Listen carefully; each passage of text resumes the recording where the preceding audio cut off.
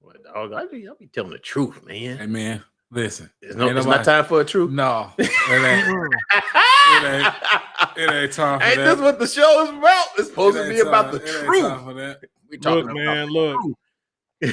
Like they say, why you bringing up old shit? I ain't, That's what, No, for real. Wait, No, for real. nah, bro.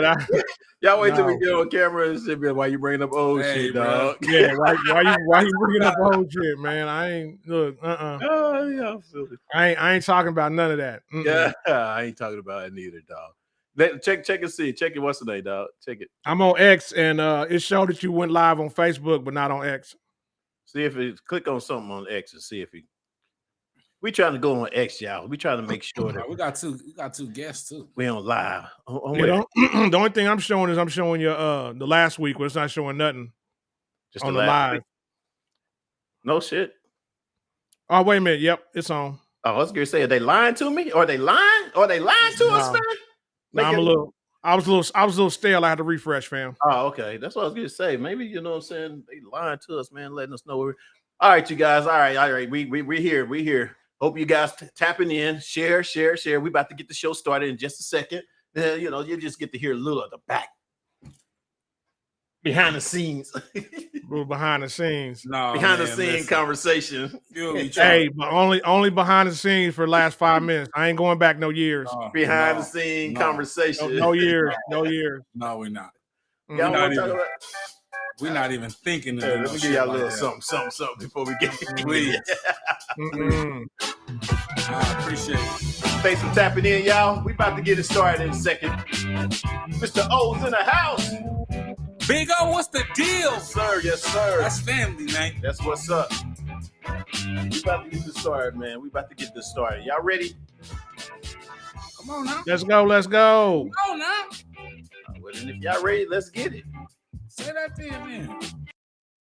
Illusions will get the parade, and all the reasons start to fade.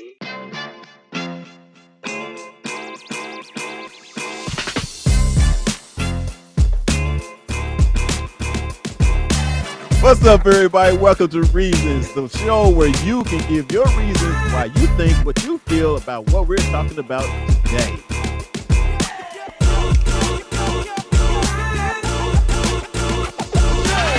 We should know this, man. We say no. Dear brother, how do y'all deal with erectile dysfunction when you're in a relationship? I wouldn't know how to do it unless I had it. I had it. And remember, if they're talking about you behind your back, they behind you for a reason. Peace. I love y'all. The reasons that we're here. What up, man? Welcome to Reason, man, where you can tell. I never get that line right. What you doing over there? Welcome to Reasons, man, where you can give us your opinions about the conversations we're talking about today. It's your boy Fuel in the house. Fat boy in the building. You already know what type of time we on. We here. That's what's up. And what else? Black Live back in the house after a week's absence. Here I am. Let's do it. Happy anniversary, man. We're gonna say it on camera, man. Shout out to you, man, for holding I gave on. him an anniversary. I told him last week. Yeah, but we're gonna He say should have it. been watching. We're If gonna he was say it watching, to he would have say. got it. And it would have been more special because he watched it from the show. Anyway. How you gonna watch it during his anniversary? Exactly, man. Hey, man. I guarantee you he looked at that phone. I'm still here, y'all. I still know a relationship etiquette because this guy, he don't know. He been so far out of the. So Black Lives supposed to tune in, baby. We gonna watch it on our anniversary. Did you look at your phone at all while you was on your anniversary? I did not. I took pictures. That was it. Okay, Come you on, had man. your phone, regardless. Okay. No. I made my wife the center of attention. So Come on, that's as you should, young man. As you should. Hey, listen. Hey, man, don't listen to this dude. As you should. Shout out to you, brother. What's up, Big O? Shout out to that. And Big Rob is in the house. What's up, Rob? He said he's watching it with Rob. What's up, Big man? Rob? Thanks for Appreciate you guys tapping in with us, man. Man, we got a lot. We got a lot to talk We got about some today, shit to man. go, man. We're gonna finish some things up. We Yeah. got Black Lives, so I know his perspective is gonna be different this week. And True that. we ain't true got that. John Young ass in here having us drink Hennessy. So We all right. We're gonna come with a different perspective this week, so I'm excited. We had a shot last week. Yeah, we had a shot last week. I usually don't drink during the weekend. You could tell I was a little tipsy, man. Yeah. Mhm. Let's go on and jump into it, man, because it's been a lot of gossiping going on. It's a lot of shit going on, man. A lot of shit. And although it's just, even though we have on this show always talked about, why people don't come forward about, this stuff early and stuff like that. Well, this shit is coming. This shit is coming true. The latest we're going to talk about, and it's kind of like a follow-up with P. Diddy and with the scandal and everything with Cassidy and all that kind of stuff, man. So now they done threw TD Jakes. They done put the bishop in this, man. They done put the bishop in the mix. Man, you didn't put the bishop in this? Yeah, that's crazy, man. Yes. Messing with the church money. I told you. You definitely. You really messing with the church's money, man. Yeah. What's up, Tracy? I see you on Facebook. Thanks for joining. But yeah, so do you got some evidence on this? Because I ain't heard nothing about this, Fuel. You gonna have to really you carrying this one. Black Lip, you heard about this? So alleged. This a new one. One of my friends posted something about it, and I was like, I didn't take time to look into it, but I was like, why he just got a picture of TD Jakes? Yeah. Allegedly. Hey, that picture ain't right, bro. Hey, see how people do you when they trying to build a story against you, Black Lip? Trying to be a brother in Christ, and y'all gonna throw him under the bus like that. But he leaning on, hey, it don't look good at all. But I'm just saying, that's how you do. Hey, that's how they do you, bro. Hold on, but why that though, man? Why with his head all in his chest like? He's a brother in Christ, right? He's a bishop. That man heals people. Allegedly, okay. He ain't no alleged bishop. No, he's not a alleged bishop. But allegedly, you know what I'm saying, he's been part of the sex scandal with dealing having gay parties.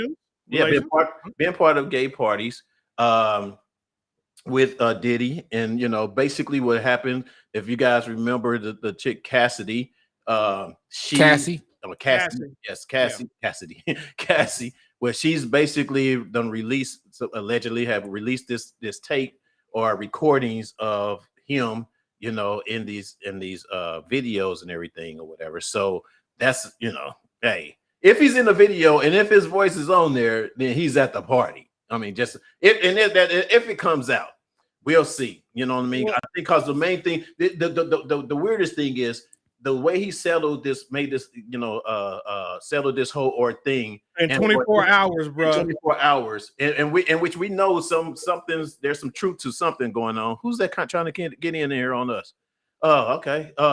There's some truth, as to what happened, but why would she actually still release the tape if they settled? You know what I mean?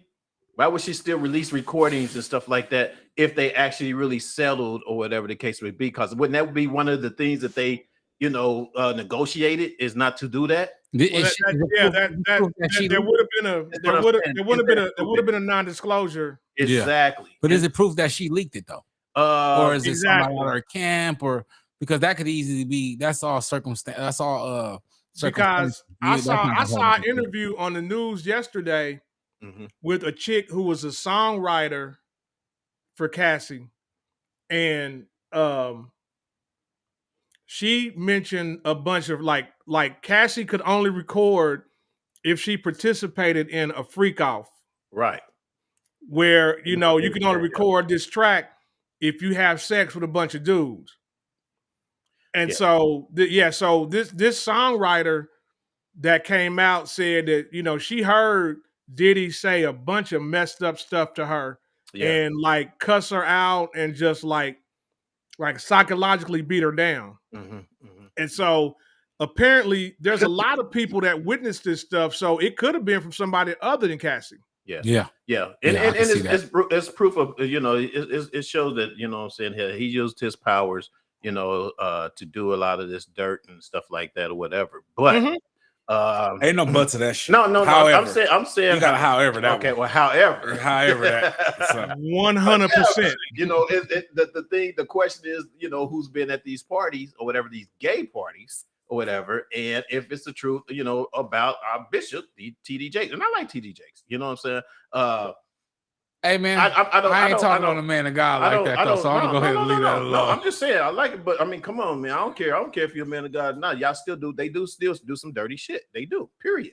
You know what I'm saying? So I'm not trying to, and I'm saying I don't know him enough to be able to say he did it, but if it comes out, it's gonna be disappointing. That's what I'm saying. For TD Yes. Everything these mega church pastors do is for money. I don't care if it's TD Jakes or Joel Osteen or all these other dudes. Well, it's about that money. Yeah, I told you. I seen that when I went to Creflo Dollar's church in Atlanta. I was so discouraged and disappointed. Whatever, man. It was like going to a music. His name was Creflo Dollar, though. It wasn't.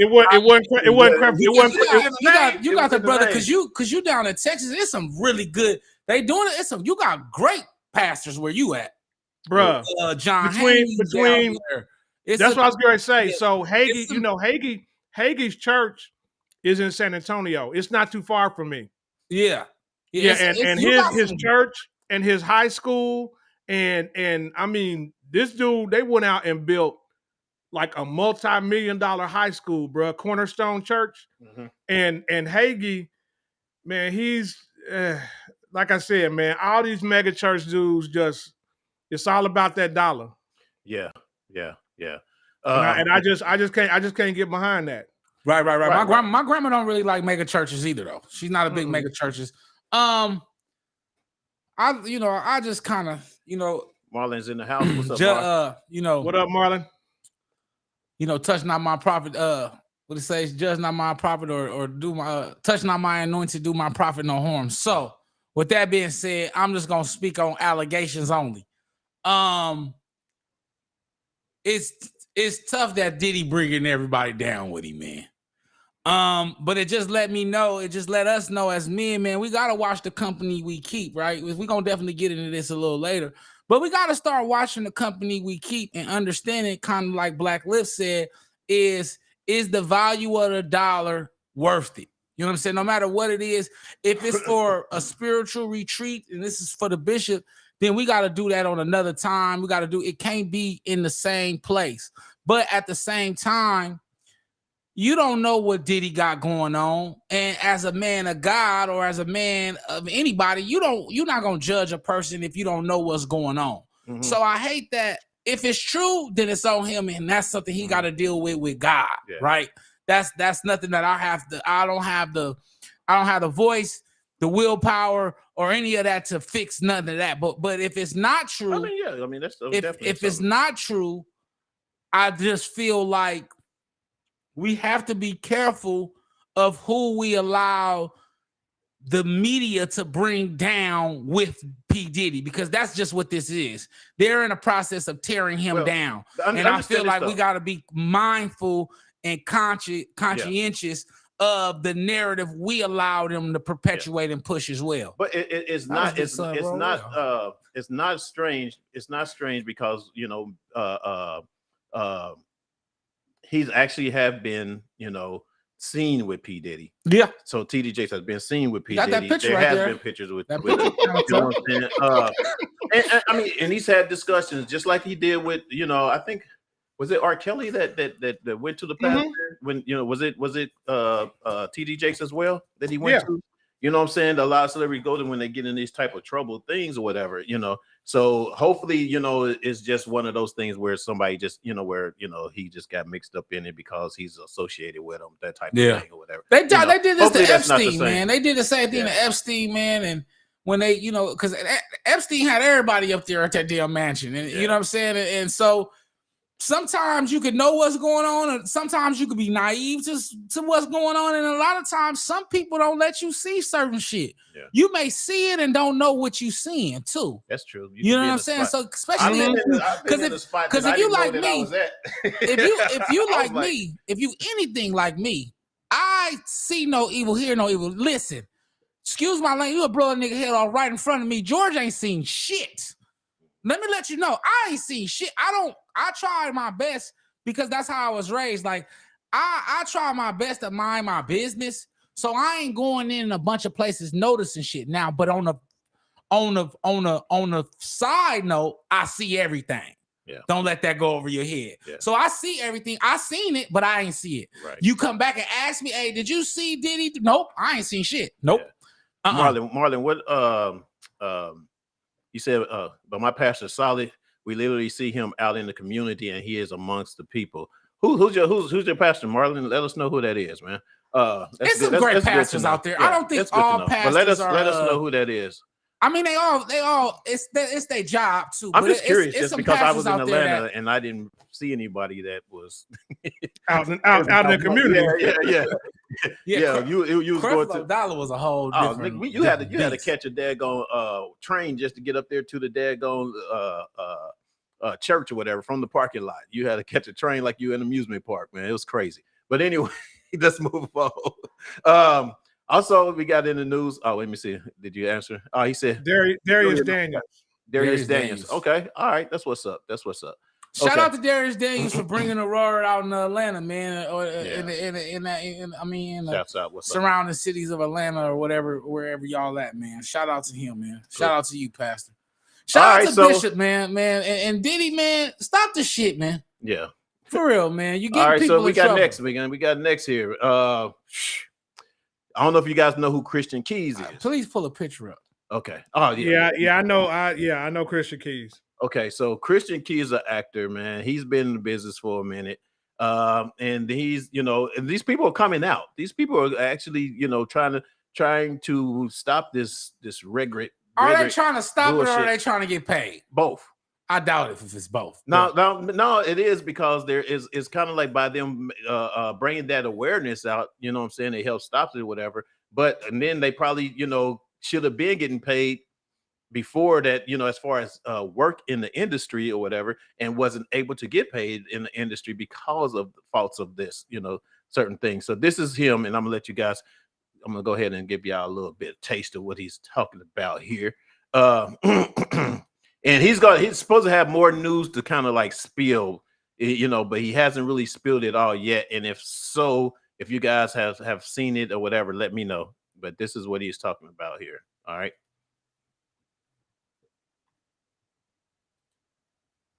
He was a little concerned about safety when dealing with powerful people.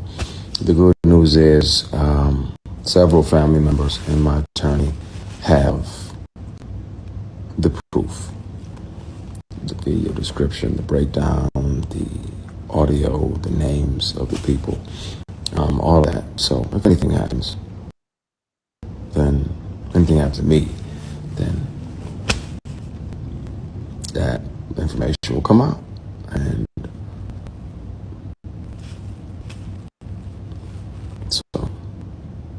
I trust God.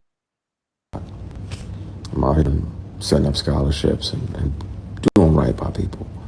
God ain't gonna let nobody do no dumb stuff here. I agree. So love y'all, man. I appreciate y'all. Oh, yeah, I know that brother. Sometimes I be knowing these brothers' names, but I know him. Yeah. I put him in a category with he one of them brothers where he can kind of play multiple roles. He's always working because you can play him in Spanish. He got a connection with the black community because of who he is, but then he also got that appeal to the white audience. So you can spin him everywhere. I know the brother very well.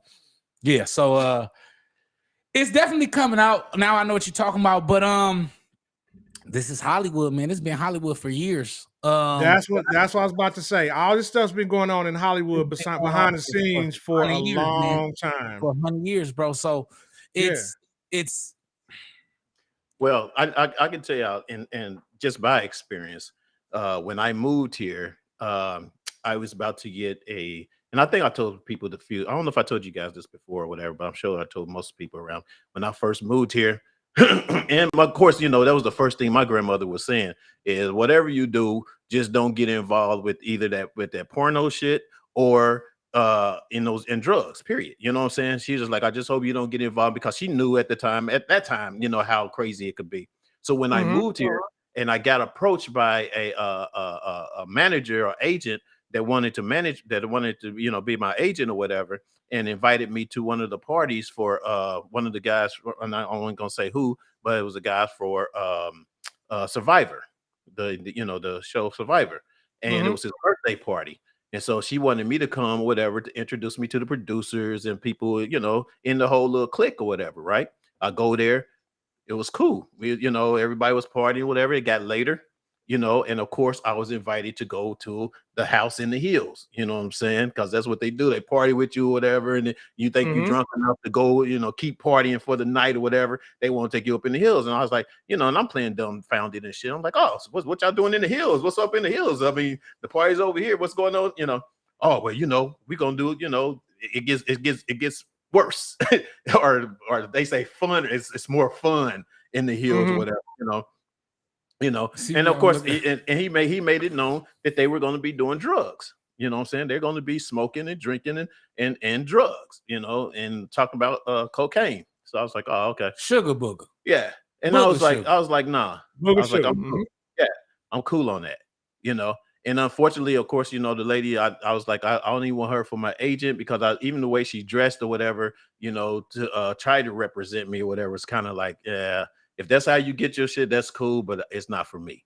You know what I mean? So I know the shit goes on, and I know that this young man is speaking truth, you know. And when he sit here and telling you that he's got evidence, got receipts, he got evidence or whatever, and basically it's some more shit that's gonna come out, man. And I hope for goodness, man, like I said, this, you know, people come out early enough, quick enough, a lot of this to stop. You know what I'm saying? Maybe it ain't all gonna stop, but a lot of it will.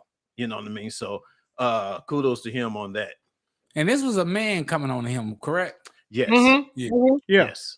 Yeah. You know what I'm saying? Crazy. Man. Oh yeah, it's in its and high this places, is what I tell man. y'all with the Me. I feel like the Me Too movement was just to move out the heterosexual predators and moved in the homosexual predators. Sorry, LGBTQ. I said it. I think that's what happened. I think they removed the old garb and now the LGBTQ is doing what the old did. I tell people this all the time. I need people to go read Animal Farm. What's up, Heather? Heather's in the house. If you get a chance to ever read Animal Farm, it explains how people is so easy to become the dictator and to become like the people you despise. All you got to do is give a person a little bit of it, right? And understand what it looks like. So it sound cool. But like you said, just I'm happy to see that it's justice coming. But are we going to see a movement come out of this? Are we going to start to see people stand up against the LGBT community like they did heterosexual males? Hell no, it ain't going to happen. Hold on, you said this what now? Are we going to see? Fat boy, I disagree with you on that part. Go ahead, talk to me. So what I disagree with you about is the people that are openly LGBTQ are not doing this stuff.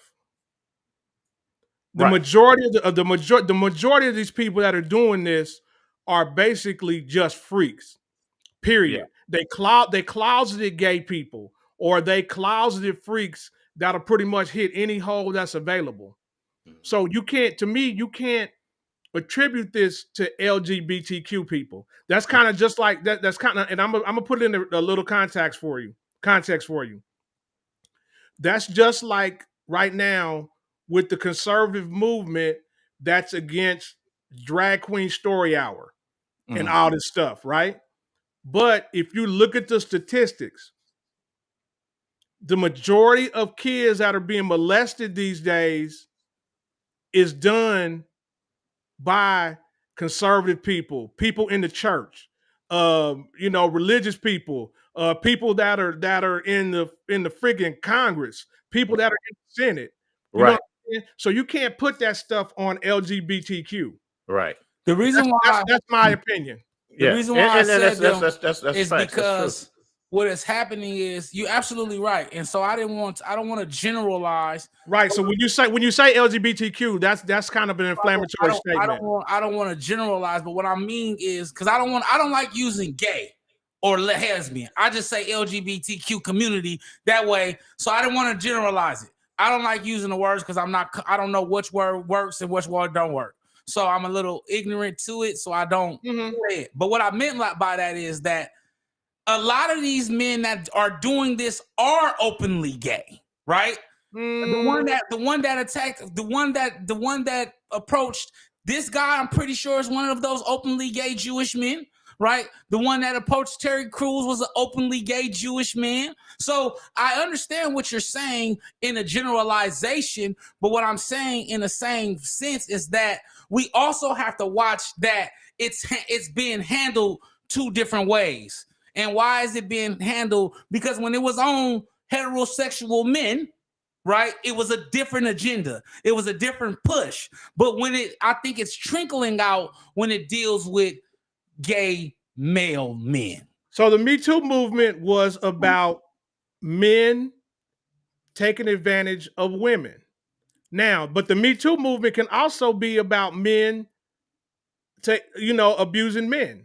Absolutely, but and at the same time, when you lump in the LGBTQ, you kind of and it's different. It's kind of a false equivalency, but that would be just like somebody saying, "Well, hell, one openly black dude raped somebody, so now all black dudes are bad." I don't think that's kind of no, but that's where it is. It's how are you saying that's how it was taken? Basically, from the comment that he made is what you're saying? Yes, okay. when you lump all I have a lot of friends that are LGBTQ plus, and the problem is that right now, by the conservative movement, they're under attack because, as they say, it's easy to attack them and to kick down on them. Okay. Now these rich freaks, hey, okay, so you mean to tell me that 5 out of 50,000 openly gay dudes did something, so that's an indictment of the LGBTQ plus community, and it's not. I wasn't indicting at all, right? I was just saying but when you use that, when you put that term in there like that, it comes across as an indictment. If we equal, right, and this is what I feel, right? If we equal, and I say as a community, right, because if like you said, if we do the same thing, I'm not addressing them as a whole. I'm just saying I don't like using gay or lesbian. I just think that that's offensive in its own right, right? So I just said the community as a whole. So I'll just say gay male men, right? Because I can be more specific if you want me to. Right. But you can't pick the whole community. If you do that, cool. More specific. But the issue that I have with it is that they are openly gay, and that they are doing this. They are taking advantage of the men, and men are not being able to stand up and say anything because these are the men that run the jobs. You said openly gay, but all of them are not openly gay. Hollywood is openly gay, bro. No, they're not. There's a lot of closeted gay dudes out here, or there's a lot of freaks out here. Not even that. And I hate to say it, and Marlon, because you're in Atlanta, but a whole lot of in Atlanta, it's a whole lot of what do you call them behind? What do you call it? Shit, I can't even get the word out. DL on the low, on the down low. That's what I'm saying. On the DL, it's a lot of that for years, y'all. No, I don't know what y'all talking about. What I'm saying is even though is that, I mean, and I get Black Lives point, you know what I'm saying? Even though is that, it's kind of like you have to be more specific as to what and who that you're talking about, as opposed to categorizing it in a whole community. You can't indict a whole community. Right. You know what I'm saying? So I get that part. But yeah, it is. I mean, it's everywhere, and it is some people that are just on the down low. You know what I'm saying? And there's still people on the down low that you would not think would, people would probably not think Diddy is on the down low. Mm-hmm. You know what I'm saying? Because he don't put himself out there to be that, but a lot of shit is coming out saying that he is. You know what I mean? So we don't know. Bro, so, in this world, and in this country, there is a crap ton of bisexual people. Absolutely. That'll pretty much hit any hole that's available. Mm-hmm. Whatever's happening, it is what it is. But you can't call them gay. You can't call them heterosexual. They're just bisexual. They do whatever. Mm-hmm. Oh yeah. Right? I mean, yeah. We are talking about Hollywood. And we talking about what they've been doing, what they've been doing for years. Yeah. So I'm trying to figure out where we confused that Hollywood been openly gay for a long time. I'm trying to figure out like they all been openly gay. Now, No, do you? that's the point. No, they're not. Now, Dude. They're do not. you have people that are in the closet? Absolutely. I cannot understand why y'all saying that Hollywood does not have an agenda when homosexuality is being perpetuated. What are we talking about right now? Man, look, what we're talking about is everybody's not openly gay in Hollywood. Okay, Like, that's what I'm saying. I agree. Everybody's not. I agree. There you have people on the down low, just like you have them in Atlanta, down low. In any other city, really, there's people out there still on the down low and can be a powerful influence and influence others to do certain things. And that's what we're trying to get out there, as opposed to, you know, people having this power to mess up people's careers because they won't do the dirt that they want them to do. That's basically what it is. And they're not out there just saying, you know, say like you go into a meeting or whatever and Mr. So-and-so is gay and you just know he's gay and he's presented and he's coming to you like at a certain way, then there's no story. But you got the ones that are download is using the power or whatever to, you know, say that nobody else really know that they are gay and they're basically, you know what I'm saying, trying to get these guys to do certain things, sexual acts or whatever, and keep it on, you know, and try to control your career. And that's what Christian is basically saying. You know what I'm saying? These people are doing these things or whatever, and you don't know really who they are until you expose them. And when you expose them, it's a lot less going to happen. And if they're actually gay, they're going to go for gay people. But you're talking about these people that are in Hollywood that are going for straight men, like Terry Crews and other people like that or whatever, and trying to make them do shit or whatever, just because they're, you know, sexy built or whatever the case may be. You want to do something or whatever with one of the highest, you know, actors or whatever, right? Controlling or whatever. So what that is, not all of them. No, so what that is the power dynamic that you're talking about, Fuel, and I 100% agree with that because it's easy for a gay dude to go get another gay dude, right? But what you want to do is you want to show your power, and you want to get out there and look. I'm going to make this straight dude do some freaky stuff, so he can get a paycheck. Yes, you know what I'm saying? That's what it is. It's a challenge for them. Has nothing to do with that. Nothing at all. It's the power dynamic. Yeah, and it's the same power dynamics that they use for even the straight ones trying to get the women. That's what I'm saying. Know, so just how the women. Different, right? No. Are we generalizing men that do that? No, right? no. I'm saying it's the same there as far as the power. It's the same thing, right? It's the power concern, but the thing is, the only difference is that they're not out there openly gay with it. You know what I'm saying? They're basically trying to be on the low or whatever about it, and still try to do, like you said, have this whole challenge to make a straight person gay. Or, you know what I'm saying? That type of thing. You know, it's kind of like that. It's kind of like that. It's kind of like trading places bet. I'm gonna bet you $1 that I can break this fool and make him do nothing for $1. Let's get these comments, y'all. Let's get it. Heather, what's up with it? She said he gets approached by men a lot and has shared that he is heterosexual several times on his page and in interviews, etc. The men just don't stop approaching him. Right. Yes, exactly. You know what I'm saying? And that's what he's talking and these about. Are openly gay men, fellas. No. This guy that he's talking about is not openly gay. He knows that this person has this power or whatever in this industry. That basically, and if he is openly gay, you know what I'm saying, he's using that power still to keep him from progressing in the business. You know what I'm saying? And that's the problem. That's what the problem is, you know. So it's good that they basically, you know, out him. It's a lot of them folks out here. Yeah. Marlon. Yep, that's what I was saying in the ATL, man. Hollywood, true. Wait, what I missed? Wait, I missed who? Oh, you got rewind. Christian Keys.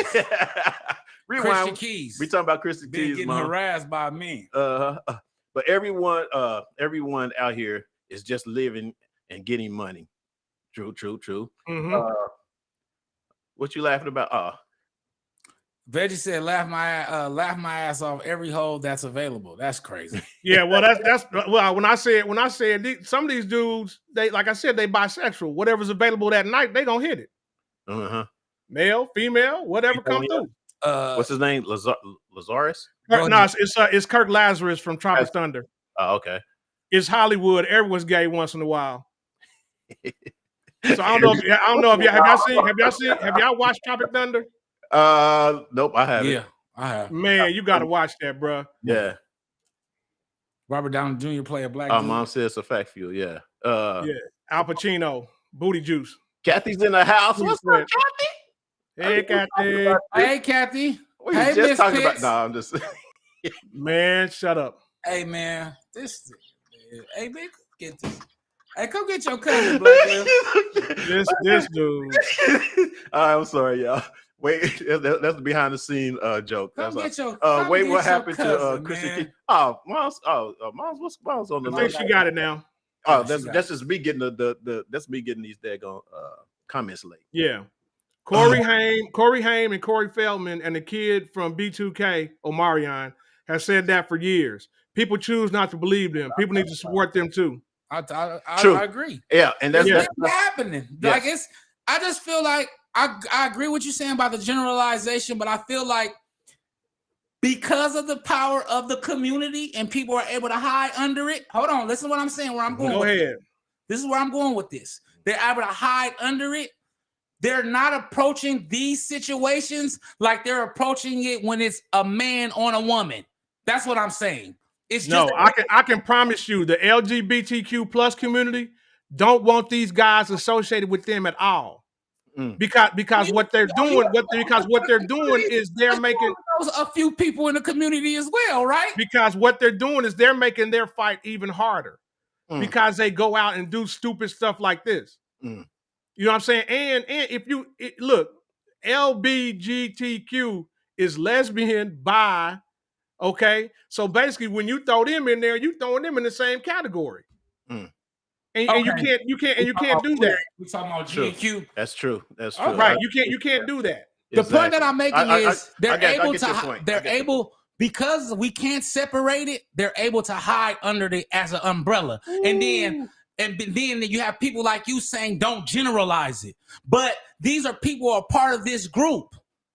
Right, it's the same thing. Hold on, but I'm about to give you can't generalize. Hold on, I'm gonna give you exactly. Every time, but people do it all the time, right? Because when I go on the elevator with a white lady, what she do? Grab her purse. Because every time on the motherfucking TV, she see black people robbing shit. But we don't do the same approach when we see gay heterosexual. When we see gay men. Hold on. What I'm saying is the approach is different, and it's because it's being hid under the community and not individualized. Is what I'm saying. I disagree. Yeah, it's not hidden in the community, but we're gonna agree to disagree on that one. Yeah, we'll agree to disagree. Kathy says some also these while hiding behind the church. Ooh wee, a lot. Like I said, look, these Catholic priests been out here raping these kids by the dozen. Raping these little boys by the dozen. And it's still, once again, it still ain't approach. We're not gonna talk about this, but we could go on all day. It's just not approached like it is if it's done another way. That's all I'm saying. And it's because but that's also the perpetuation of Greek mythology. And I could go get real deep and historical on y'all. You're gonna have to with get the deep ideology, and you ain't gonna throw no deep shit on me. Look. We ain't gonna if you really want to get deep, I can get deep with you too. Yeah. Of course, everybody know Alexander the Great was gay, right? That's an argument, y'all, for a whole nother show. And we ain't gonna go that deep because we got time. but hold on. Let me say something real quick to Fat Boy. I don't want you to think that I'm defending what these guys are doing. But what I'm saying is that when you throw in an entire group of people who right now are, to be honest, man, the ones I know, they just want to live, man. And right now, these people are keeping them from living. You know what I'm saying? They can't get married. They can't, you know what I'm saying? They trying to take away their rights to get married. They can't, get a job. They can't, there's a bunch of stuff that they can't do just because of who they choose to love. And that's kind of just like back in the day, like I told somebody didn't believe me when I told them that if you look up the Virginia versus Loving case, a black person couldn't marry a white person until 1964, 65, I believe. 65. That was 3 years before I was born, Fat Boy. You know what I'm saying? People who don't understand that. And that's what needs to stop. Yeah. And like I said, I just get the whole point of just not categorizing or making one group sounds like, they're the problem behind. I just feel and I promise you, they're not protecting them. They're not at all. Right. The agenda is being protected though. Because what happens is let's go. I don't want to keep going, y'all, because y'all can okay. I know y'all keep going. All right, man. Oh, she says speak. Heather says speak, and then Kathy says speak. No, Kathy says speak. Heather said true. All right, y'all. I got you. All right, next. Let's talk about your girl here, Taraji P. Henson. You guys says that she wants to quit acting over pay. And I want to know what you guys' thoughts is on her wanting to quit, especially after we've been knowing for the longest that the industry hasn't been fair for the women getting equal pay in this business.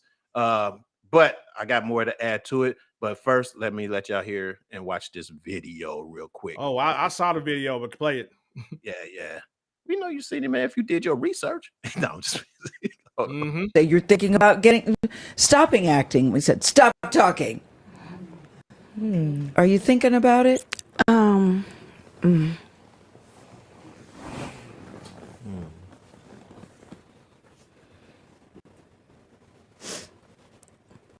just tired of working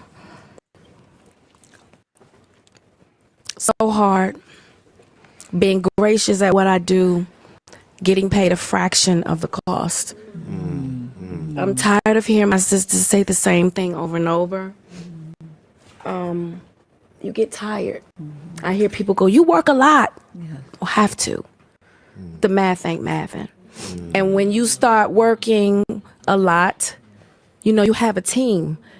Big bills come with what we do. We don't do this alone. The fact that we're up here's a whole entire team behind us. They have to get paid. So when you hear someone saying, oh, such and such made $10 million, no, that's not that didn't make it to their account. Know that off the top, Uncle Sam's getting 50%. Right. Okay? So do the math. Now we have 5 million. Your team is getting 30% or whatever your team is off of what you grossed, not more. After what Uncle Sam took. Now do the math. So I'm only human, and it seems every time I do something and I break another glass ceiling, when it's time to renegotiate, I'm at the bottom again, like I never did what I just did, and I'm just tired. I'm tired. I'm tired. I get that. It wears on you, because what does that mean? What is that telling me? What is it telling me? Yeah. And what does it tell me? Yeah. And if I can't fight for them coming up behind me, then what the fuck am I doing? I'm sorry. Yeah. I know. Don't apologize. Woo. That part. And this ain't a woman problem, y'all. Right? This ain't a woman problem. It's a black woman problem. It's a black people problem. Black women, black men. But it's more, but women worse. Yeah. Black women, right? And it goes. I'm not gonna. But it goes back to what I was saying is we're able. A lot of times, shit happened to a certain group of people, and we push it under it, right? Just like they did. You came in immediately and was like about how women. This ain't about women, because Julia Roberts make $20 million a movie, man. Right? We ain't talking about white women. No, I said black. I said black women. We're talking about black. No, and I'm just saying in general, we're talking about how black women are being treated. Hold on, I have to cut you off real quick though. Go. It is all women. It's not just the black women. It's black women. Let me finish. She's talking about black women though. Let me finish. No, she's talking about the black women. Yeah. But you just said it's not about. It's not about with the white one just because Julia Roberts got paid, whoever else got paid all this money or whatever. Yes, they have, but they have not got the equal pay still of a male or a James Bond or whoever. You know what I'm saying? They haven't, regardless. Women, but yeah, she's talking about black women. But I don't want us to cloud that with the white women because she's not making $20 million. I'm gonna say women. I'm gonna say women. Period. Because I'm not going with that. Look, listen. I'm going for her. Listen, her network for Taraji is 12 million. Okay, she has a network of 12 million. Julia Roberts made that for Pretty Woman. Regardless, but at the time too, you know what I'm saying? The whoever her male counterpart was probably made more than that. You know what I'm saying? So the fairness is not, it's still, I get it about the black women. But the only thing is, the only problem I have is this shit's been going on for however long, but until it happens to you, now we want to try to cry about it. You know what I'm saying? Because what about Monique? Monique been saying this shit long time ago. You know what I'm saying? Remember, she been trying to fight for Precious, didn't get paid. Mm-hmm. You know what I'm saying? Being blackballed from the business because she's fighting for her money. You know, now I don't agree the way that she went about to try to go do it or whatever and all that kind of stuff, but it's still the main point still remains the same. It's still the problem still remains the same. Thank you. You know what I'm saying? And that's for a lot of, definitely a lot of our black women in the business, but also it happened in all the women in the business, period, when it comes to equal pay, and not only in the industry, that's in any business just about. That's in any business just about. You see what I'm saying? So that's why, you know, that's kind of like statistically, white women make 36% more. This statistically more brother, than what? Than their black black counterparts, true, brother. Probably true. You're probably right about now that.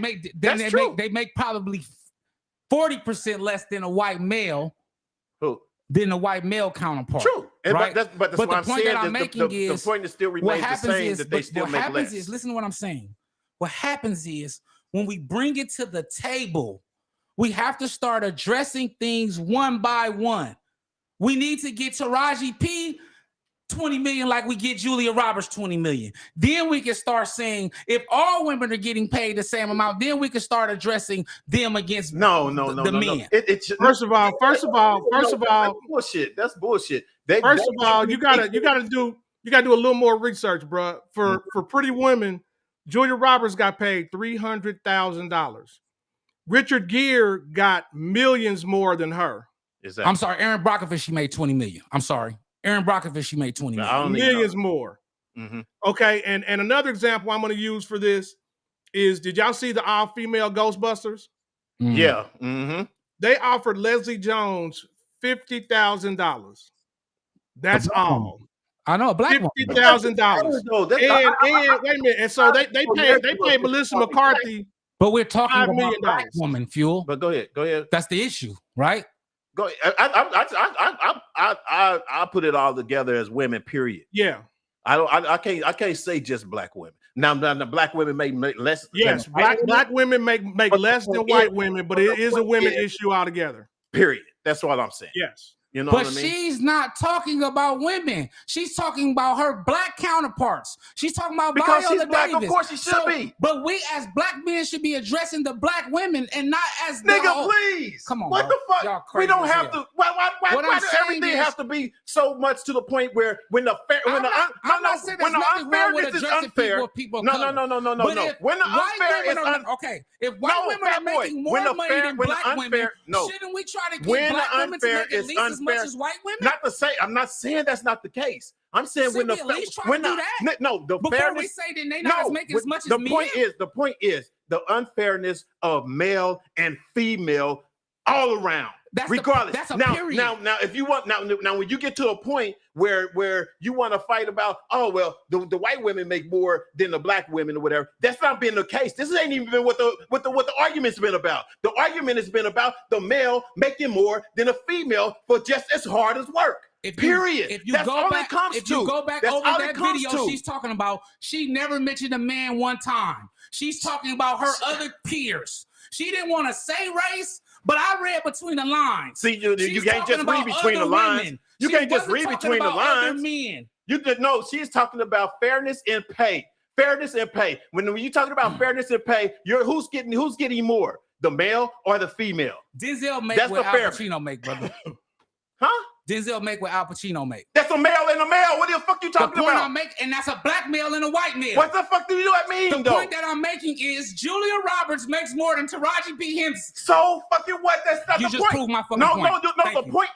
The point is that she's not making as much as the male is in this business. That's not the fucking point, bro. That is the point. That's not the point. That's not what she was talking about. Is that that's not what she's point? addressing.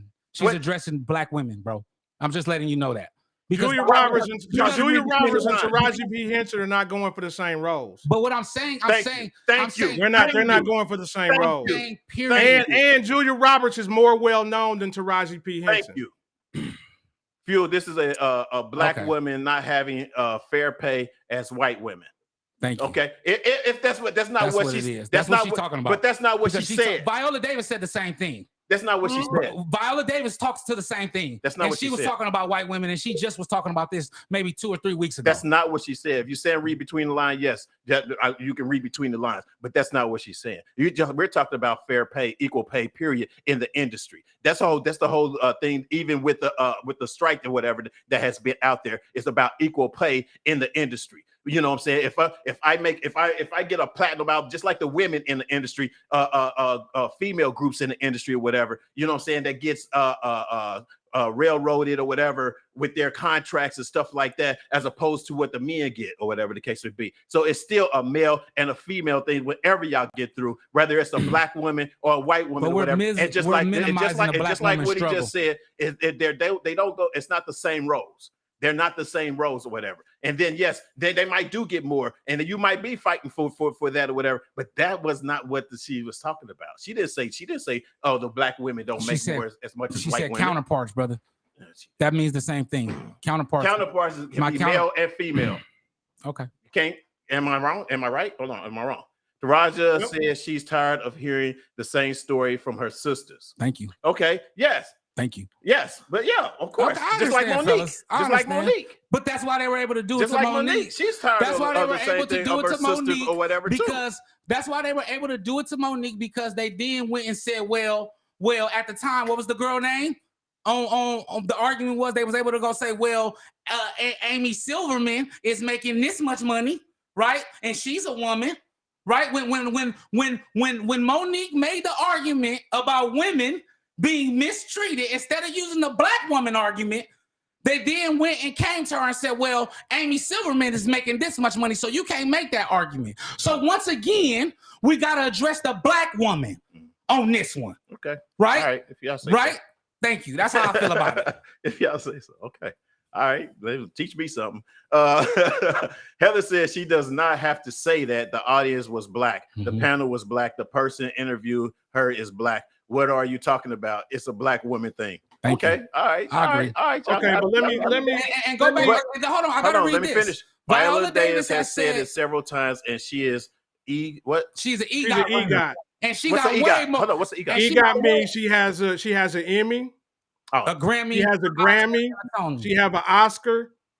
Yes. And a yes, Tony. I did see and a Tony, yeah, Broadway Tony. And so that means Schumer. Thank you for thanking Schumer. Yeah. But you're right. The point that I'm making is, and it goes to your point, her credentials is shitting on Julia Roberts. So why ain't she making $20 million a movie? I got you. No, I see what you're saying, Fat Boy. I got you. Yeah. Viola Davis is running circles. So let's take Taraji P out of it. Yeah. Let's go get Viola, who really got the statistics. Yeah. And she's saying the same thing. So is this a woman problem or is this but Fat Boy, what statistics are you talking about? Because wait a minute, listen, let me finish. Go ahead. What the statistics you're talking about are when these people make these movies, they make these movies to make money.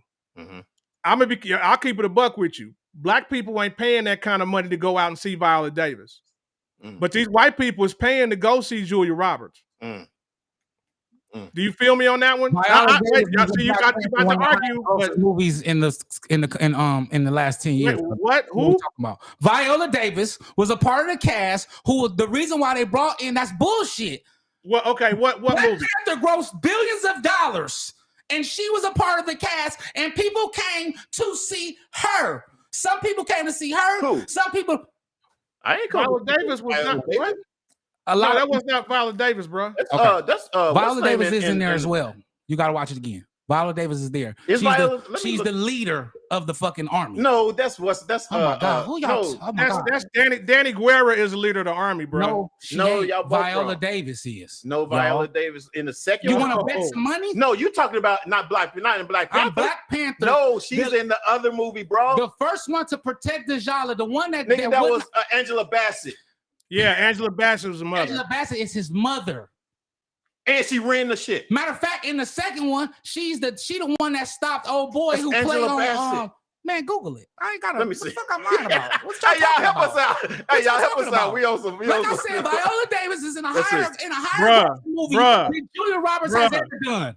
This IMDb, she was not in that movie, bro. Thank you. Yes. Oh my God. You just looked it up. Look, wait a minute. Why you? Oh my God! And I'm looking it up. I'm about to put it up.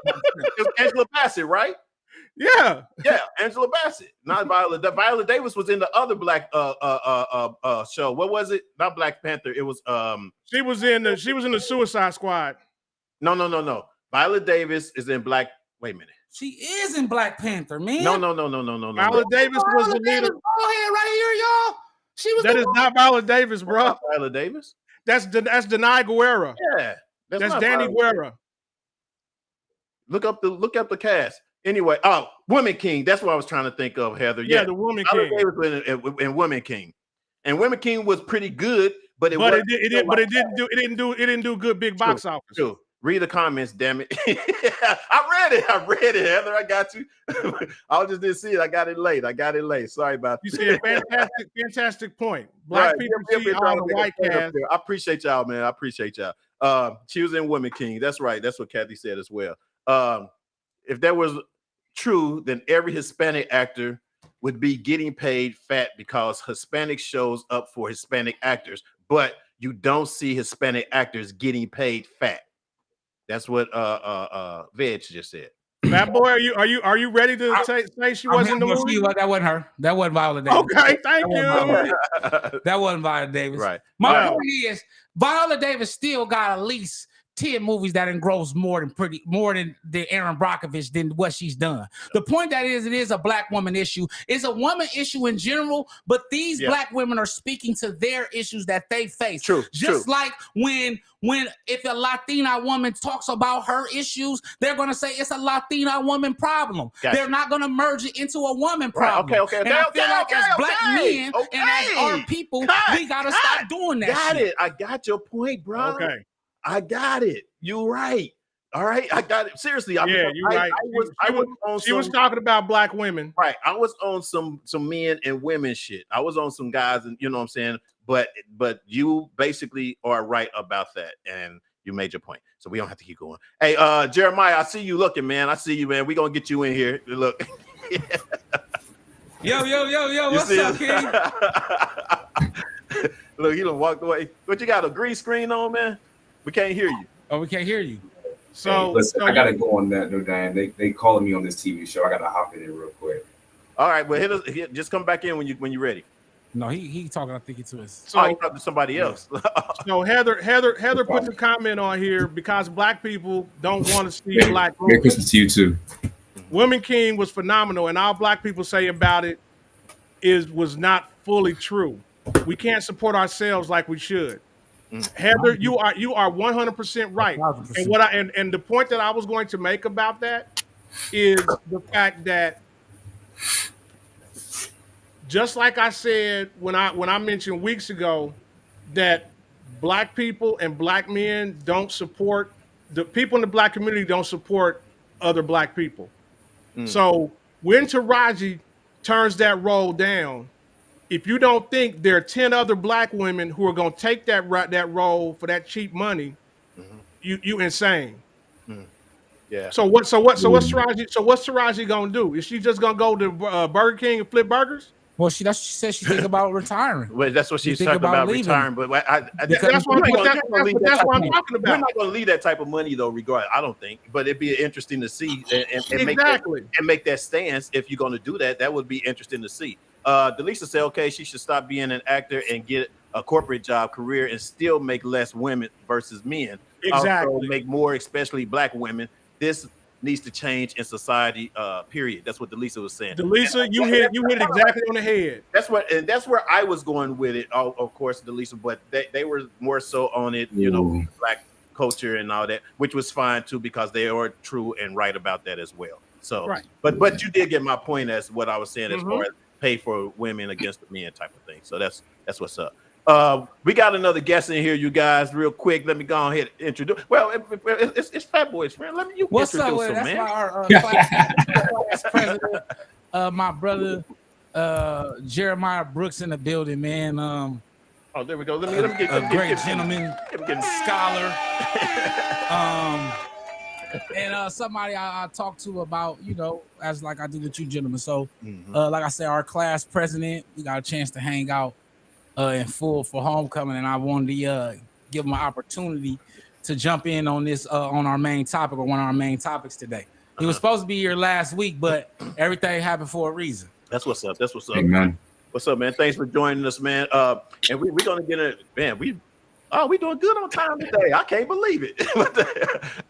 We're gonna get in this real quick. This last comment from Kathy. She said, "I don't know how many times I've heard Black people say, 'I'm not paying to go see that. I'll wait for it to get on Netflix.'" Absolutely, come out on Netflix. So what? That was exactly my point. I'll get you. We don't support our own, but then we get mad when stuff goes sideways. And like you said, I know a bunch of people that's like, man, I ain't finna go pay $20 to go to the damn movies and see this movie. Whatever. I got a bootleg right here. I got a jailbroke Fire Stick. I got this. I got that. I ain't paying. Nah. Yeah. Nah. That is true. We do. I mean, but we've been doing that since the day one. Even when before Netflix, Jam Comedy, we was burning, right? We was burning CDs. Yeah. Oh yeah. On the street and on the side. You know what I'm saying? The people going into the movies and filming it on the thing. Yeah, dude, selling that camera copy. Exactly. And so you. Yep. It's crazy. I just got off the phone with somebody with this same problem. I'm in my my alumni chapter's event coordinator group, and we have a lot of old people saying or making excuses for not showing up at the table, but still have a bunch of comments saying why this won't work. You know what I'm saying? And so you could tell who's really in the game and who's just out there playing. True. Exactly. The difference. And unfortunately, we have a lot of that in our community. Yeah. It's going to take a while, but we're going to have to start calling that out calling that out when it happens. If you really want to see the support, is show up. If you can't show up, that's cool. You're going to show up in another way. It's not a one-stop track. You feel what I'm saying? So if you're going to do it, you're going to do it. How is that going to change though? Because you have Black. It's really easy. It's really easy and simple if you look at it. Like it's like football in NFL. Once one wide receiver gets a big contract, the other person gets something higher. And I think to Taraji's point, like she should have stood on this earlier. True. Skipped a couple movies and came out with a banger, and her check would have been phenomenal. It's that simple. But the thing is, people miss the sacrifice behind it. She would have missed a paycheck from movies. But you got to think about it. She came in. You got to look at her story, right? Too. She came in fresh out of Howard University, and she was homeless with her son, so she didn't have the opportunity to miss some checks, right? You can't turn down checks like that because, like I said, there'll be 10 other unknowns that will take that role. Gotta take that role, and so at the time, I think that's the L she's gonna have to take. No, but if we're gonna move it. Listen, that's just what it is. I think she is beginning to take the L, but the thing about having a voice, taking that L early in your career when you're not Taraji P. Henson from what's the Empire, you're not Taraji P. Henson from Benjamin Button. If she don't take Benjamin Button for the low money, she don't get eyes on her. Right. If she don't take these low money, but now. Where she is, what I love what she's doing, what makes her phenomenal is now that she's in the position to transcend and go to the next level, she's stopping and she's saying, hey, I'm worried about my sisters in this game and behind me, and I'm willing to make the sacrifice. So to your point, Jeremiah, that is what she's doing. She is doing it at the height of her game, though, which makes her even more a martyr. Right, which makes her even really standing on business. Because how many people at the top of their game stand on business when it could all be over? But two things are going to happen. First of all, number one, you can't take an L when you're hungry, my guy. Absolutely not. That's on God, man. You can't take an L when you're hungry. Yeah, no. Right. You know what I'm saying? When your kids are sleeping in their car. Unless you made enough and had a taste or whatever, and you got to maintain that. Exactly. Okay. And then the second thing is, just like I'm saying, the number one problem is when she turns down these roles. Yeah. There are going to be others who are going to take it. And then she loses her power and her credibility because she falls into obscurity. Okay. So so I'm thinking what you said, because I was thinking this when she said this, right? I think personally, I think that there was a strike. I think Black women need to strike. I think Latin women need to strike in the media. I think that that's you making a good point. Asian women need to strike, and because like you said, Black Live, then that stops that lowball person, right?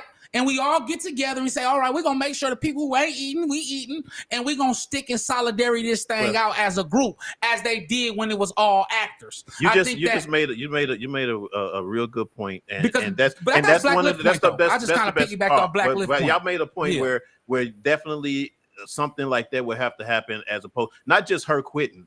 And just they gotta stick together. They gotta get you gotta get them together and get everybody together. You got people like you got people like Viola Davis and all these others or whatever that are up there, they are killing the game or whatever, that are valuable to these movies and stuff like that or whatever.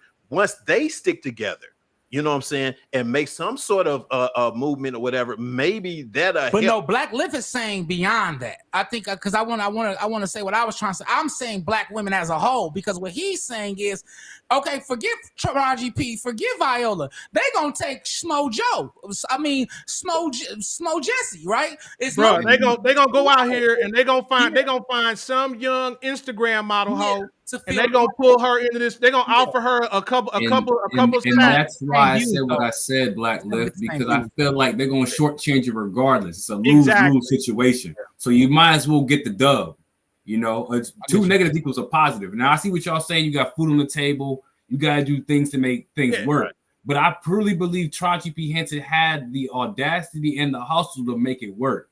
You feel me? She didn't have the tools and support to make that sacrifice. I agree. She had the tools and the knowledge to make the sacrifice and move accordingly. She would have taken that and keep it pushing. And I think that's one thing we missed in our communities, is that this L per se, builds character. You might not get the reward or the dream you want right now, but it's still alive. You have to be able to get your bang for your buck, if nothing else at all. Heather, Octavia Spencer has left many offers on the table because the money was not at her worth. Viola Davis, after her Oscar, she said no offers came in. Okay, but here's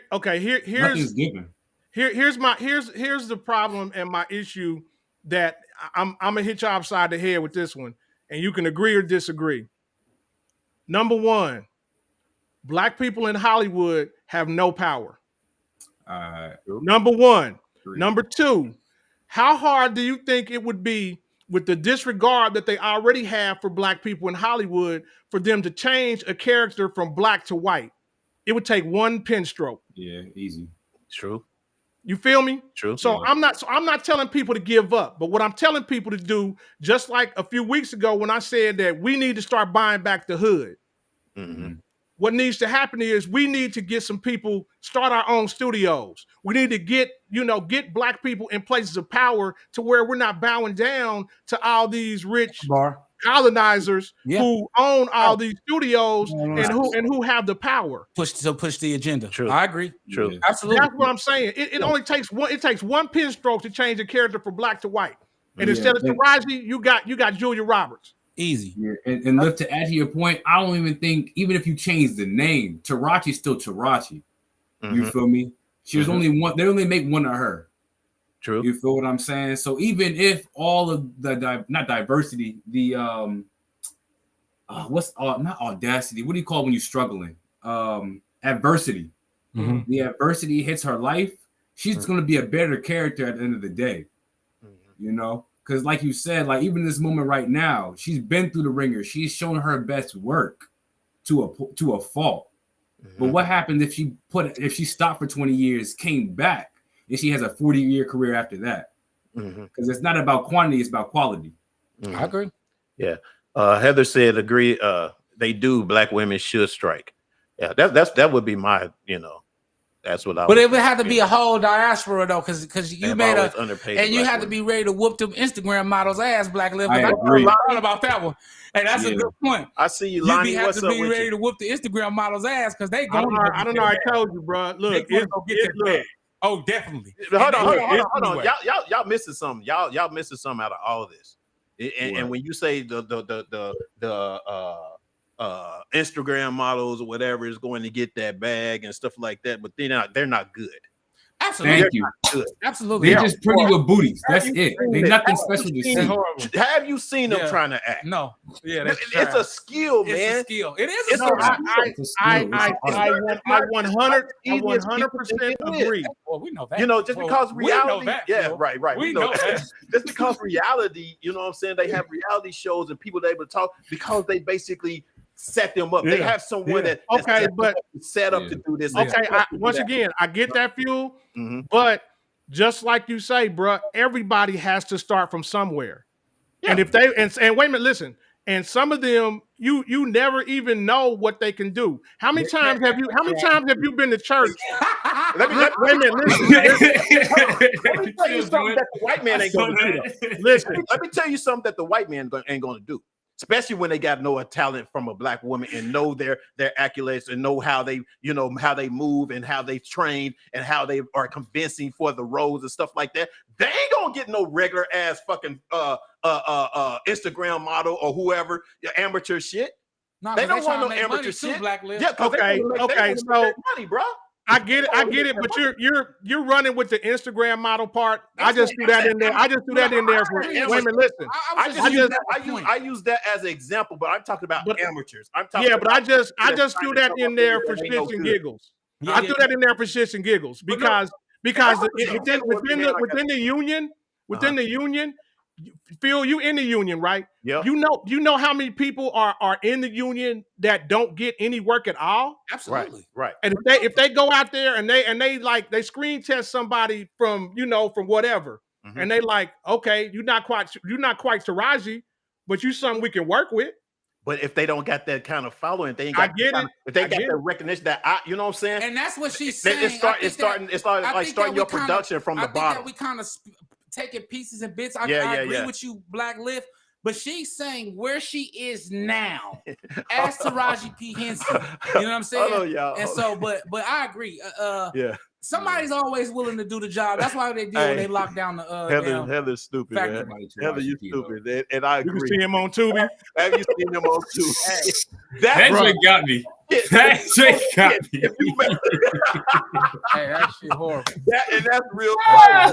That's the type of shit you don't get no Taraji. That's what you're gonna get. That is not. You gonna get a Tubi character. Oh man! Oh my God, man! Sometimes that shit cracks me up. And whoever do that pin stroke, Black Liv, they gonna be the first. Matter of fact, maybe that's what they need to do. Maybe they do need to replace Taraji P. Henson with an Instagram model. Hold on, look, because what's gonna happen is that movie gonna do shit. And whoever is fired are gonna get fired, and then it's on. Because now we gotta go hire Taraji. Now we gotta go find her. We're gonna eat her up. We're gonna eat her up. And then at that point, now Taraji P will say, "You wouldn't got that bullshit. You you ain't gonna pay me no Tubi prices. Exactly. You gotta pay me the real bag." You gotta know your word. That's the Jeremiah point. They can't replace it. Yeah, when they try, they get that 0.5 version. They feel it. Well, that's not the same thing. Bring back old girl. It's simple as that. Because old boys, immediately when they go copper, because this shit going to the studios. So when they go copper and that shit don't sell, the studio go, "Hey man, where the fuck Taraji at? Hey man, what you doing? Bring her back." Hey, exactly. Man, hey, get Daddy there. That's why I said even though you got powerful people, these white folks that are power got that money or whatever, they ain't trying to blow the money. But Black Liv made great points about creating our own platforms. Doing our own content. I'm with all that as well. Too. Okay, let's say this real quick. Kevin on Stage. I don't know if y'all heard about Kevin on Stage. He owns his own production studio out in LA. Right. And he's doing this thing. He started his own app and everything. Okay. Like he's starting a trend. Kevin on Stage. I don't know his real name, but that's his stage name. He bought his own production studio and everything. He's producing his own shows. He's written the joint out too. Oh, okay.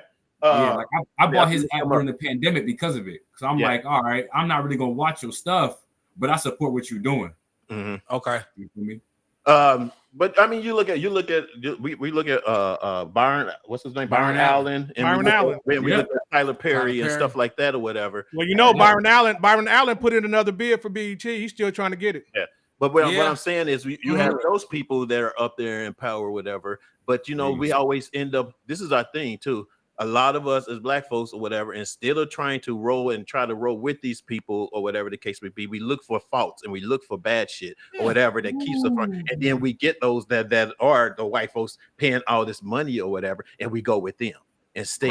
Crabs in the barrel, bro. Kind of like taking. We need to start giving more black people grace to mess up first and foremost, and we need to give more black people grace to be themselves. From as simple as that, and that's going to be a reflection of ourselves. Lonnie said Instagram model and reality TV people suck. They cannot act. So we still need our skilled actors and actresses. Exactly. Big O said Women King was a good movie though. It was awesome. It was Women King was the shit. It was the shit. No cap. You know that shit made me cry. That's a tough movie. That's a powerful movie. It says there are people doing mukbangs making more money than some actors. Absolutely. Yep, Kathy. Yep. And tell them why. Tell them why. Who started mukbangs? Us. No, we did not. No, Chinese, Japanese, yeah. And who was behind all of that shit for them to get that recognition? Chinese people. Yeah, because once again, every other race supports each other except for us. We can't support our own on stuff. But you know what? It goes back to what I was talking about when we're gonna go in the next show. That's why I bring my brothers on here. That's why we battle. We always talk, but that's why I'm so big of a component of what we do, right? Because it ain't enough of it. I hear a lot of the talk, but it ain't enough support of our people. Can I ask? I'm gonna ask you guys a question real quick, and it's to what Delisa just said. She said black business has to bring quality product. What do you guys think about the product that Tyler Perry puts on? His movies are trash. But let me tell you about him. But let me tell you, I say this because I went to school for this shit, y'all, and I got a love for film that's out this world. His attention to details for his films are not up to standard. But, and I got I'm sorry. However, what I respect about what Tyler Perry's doing is he's saying, fuck they table. I'm creating my own table, and I'm going to consistently push and tweak out content. And what this does is when I create my content and build my intellectual property, my IP, then I can leverage it with the studios. See, now you just seen that he just got a Netflix deal worth how much ever money to produce 11 movies. So he's gonna take their budget and bring that to Tyler Perry. So I think that if you got a vision with it, because I'm with Gary V, get your content out. I do agree with Delisa that we do need to up the ante in our production. Go ahead, with the content. So can't hate on that. So yes, so what Delisa is saying, so Jeremiah, I 100% agree with you that you should give black businesses grace. However, at the same time, that doesn't mean that you have to throw out quality out the window. I agree. You should still have to expect a good product regardless. You feel me? And so to Fat Boy's point about Tyler Perry movies, Heather says she likes his movies because Tyler Perry is at the top of his game. He is a marketer. Absolutely. He markets his movies to black women and unfortunately to white people who like to see him act like an idiot. Yep. You feel me? That's how he makes his money. He made his market. His movies ain't geared toward black men, bro. For real. No. That's real. Yeah. Go ahead, Jeremiah. I got nothing to say on the fact of Tyler Perry. Am I here? Yeah, we here. Well, after you said that, you froze. Oh, yeah. That's crazy. He said, am I here? No, not now. Go ahead out. It's my turn. Go ahead. Prime example of buffoonery. This is exactly, Delisa. You got it. Prime, yeah. This is the thing. And I'm an actor, and I am very critique you know, with certain people that act, and I can see bullshit when I see it. I see when you basically just want to get by. You just want to get this out and I only say that I say the movies are pretty great. I think the movies are good. The series that he does, we're talking about Sisters. Sisters. No, that's not his. No. Look, to me, to have nots, I like that. But let me finish. No, have and have not is to his. It's his. Yes. Yeah, Sisters, most of anything on Oprah on channel is his. So what I'm saying is these shows are so it's kind of like you gotta wait till they prolong the dialogue. You know what I mean? It's kind of like I've never seen nobody walk out the door and then turn around. Huh? What'd you say? Then Gary to walk out, huh? And say and repeat shit so much. That's the only thing I hate about some of his series. You know, the has and has not. You know, I kind of like the theme. I like the writing, but the acting is slow, and that's what I don't like about it. You know what I'm saying? And it takes the quality from it for me. You know what I mean? Because you see other shows that on. It don't feel like they had to well, let's stretch this out. You know what I'm saying? So we can get through this however many minutes that they get through. You know what I mean? Because they don't have the writers or whatever that actually really have real good dialogue to uphold the show. That's why, that's my point with that. But anyway, what we got? So to that on the have nots, I didn't watch it after the second season. Yeah, because after that it went. I mean, it was bad. It was okay then, but then it dragged like big time. Right. Yeah, after a couple of seasons or whatever, because I tried to support it. You know what I'm saying? Me too. Yep. You know what I'm saying? But then after a couple of, it's kind of like, come on. I never thought about this. I'm gonna bring this point up real quick, y'all. Go ahead. Is it because all of the talented African American acts, the editings, the camera people are going to the big studios and not trying to go down there to Tyler Perry? No, hold on. Say it again, Fatboy. To bring that professionalism, because I think really all it is all you guys are talking about is professionalism. Let me tell you what it is. It's just not being. No, let me tell you what it is. Let me tell you what it is. It's the budget. And of course what they're paying and the quality of people that they're paying. Right. You know what I'm saying? It's kind of like we can't afford Tom Cruise. We can't afford blah blah blah or whatever. But when you got great writing and great shots, that we can, he got to look. He's got to, he looks nice or whatever. Look what Spike Lee did with Do the Right Thing, right? Yeah. I get that low budget. It's also a professionalism. That's why I say, because motherfucking Quentin Tarantino did Reservoir Dogs in 2 locations, bro. Yeah. Yeah. Bro, you talking about, but see, if you want to talk about Spike Lee, you got to go back and watch his first movie, She's Gotta Have It. That one he did. That was a budget movie. He did it for $75,000, made $17 million, and it was very, very good. But why though, Black Lift? But it was the story. It was the story and the dialogue behind it. It was the writing, the story, the dialogue, and the actors that he had in there. They were unknown, but they were good. Professionalism, fellas. They were good. They brought a different professionalism to the game. I think with us, we just want to get it out there. And we don't understand that we need a certain level of people or a certain criteria of people, even if we got to break the bank a little bit. We need a certain idea of a person because we need them to bring that professionalism. Actors. The great thing about Spike Lee, he brought some great dudes to it. You motherfucker Wesley Snipes, everybody, because of he see professionalism. Well, but like you guys just said, they found quality people, you know what I'm saying? When Spike Lee and hooked up with Denzel, he seen his talent. He knew that this guy had what it took or whatever in his business. He knew what this person have done as far as schooling to learn how to act or whatever. A lot of people these days or whatever don't want to do the schooling. They just think they could just get out there and do it. And that's what reality fucked up.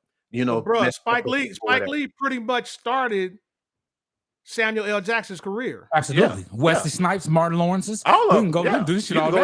We can do this shit all day. Hey, he made Denzel Washington. If you want to be honest, true. That's what I'm saying. All of those y'all just he's the one that gave. Is from he's Spike the one Lee. that gave because what makes an actor is the camera time. True. He's the one that made. He's the one that made him the leading role guy. Yes, he had did Ricochet. Yes, he had did Glory, but Malcolm X took him to another level. And that's what I'm talking about when it comes to Taraji.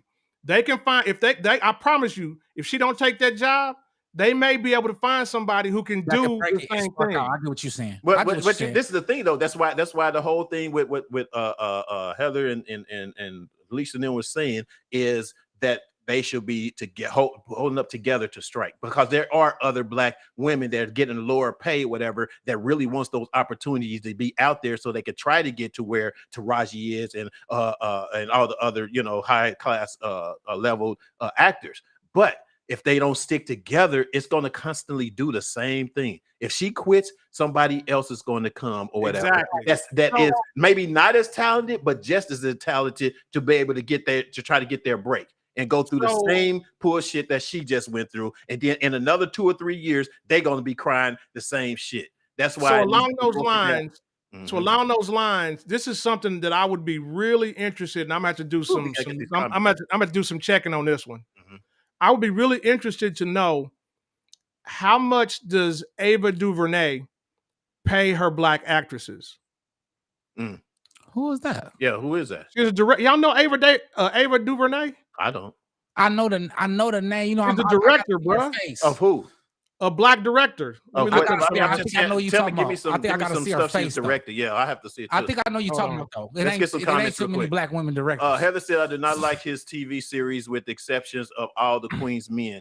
Yeah, I watched All the Queen's Men, which he brought from Christian Keys. Exactly. He bought from Christian Keys.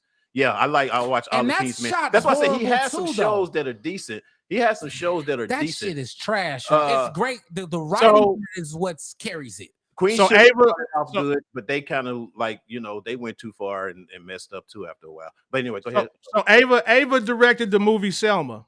Okay. Okay. Oh look. Delisa just said it. Okay. Okay. I know. Yeah, she directed Selma, and Kathy said it too because she did Queen Sugar. Oh, okay. Oh, okay. So that's what did Queen Sugar. I thought Tyler Perry did Queen Sugar.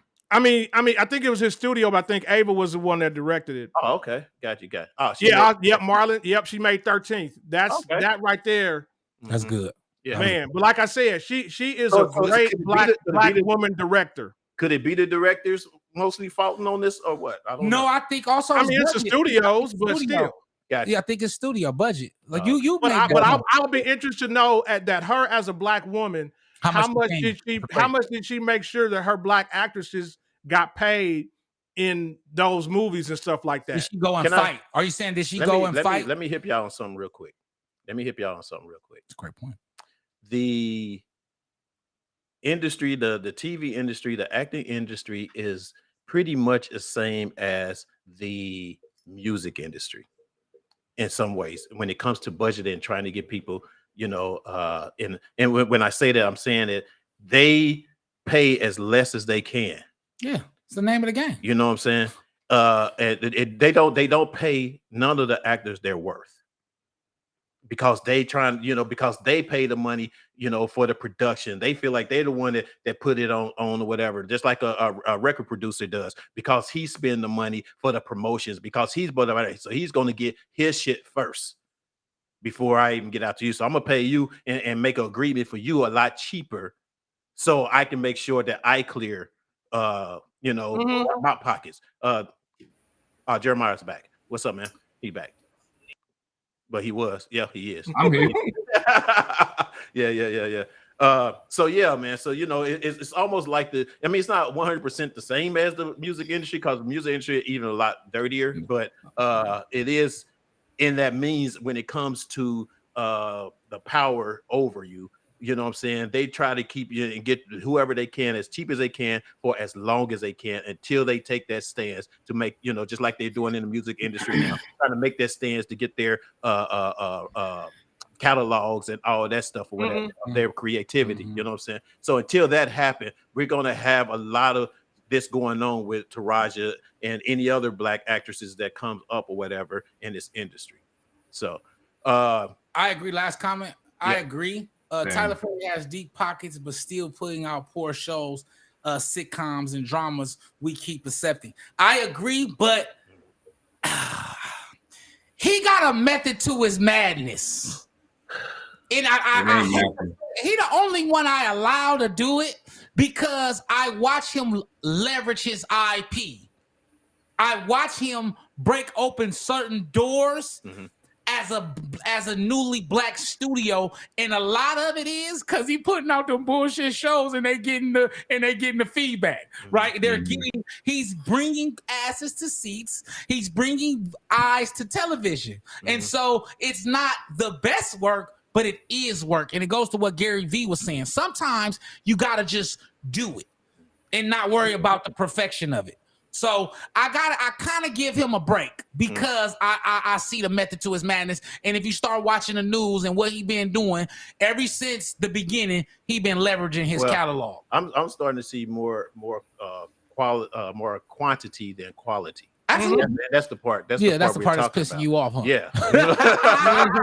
You know what I'm saying? But like I said, for him, I give him a break just because I see what he's doing. Mom said, I believe TP would be a greater force if other black directors come together and fund productions instead of judging what type of work he's producing. Everyone has their own lane. I agree. That's a great point. That's the whole problem. It's always hard for us to come together. You know what I mean? Heather said sometimes you can negotiate for different things. I believe Keanu Reeves dropped his worth so he could work with Al Pacino, but his contract set him up to make millions after the movie based on how well it did in theaters and after theaters. And that's what you got to do. That's another thing as well. Jordan Peele did that for his cast on Get Out as well. Would you agree? Yeah. That's a thing, man. Listen, a lot of people give us bad record deals and we take it because we think that's the best thing we can do. Yeah. And it's not always the case. Like a lot of this is financial literacy and policy literacy. Yeah. And the reason why I do what I do because you got to read the fine print to make sure you get what you're worth and get what you're owed. Oh yeah. Before, during, and after the fact. Yeah. But you also have to remember too, what we also have to remember is you gotta have something to leverage. Well, yeah. You can't leverage nothing. No. I'm just being honest. No, and because I think they with play your on your Tyler Perry's, which is certain people, he got some shit to leverage. And so you gotta take him serious. Yeah. You gotta know your worth at that same time, like as an individual. Absolutely. Now, come on, we all have something to leverage. You just have to know its worth. What it's worth? I like that. JP is the best though. His work is good every time. Is what Veg just said.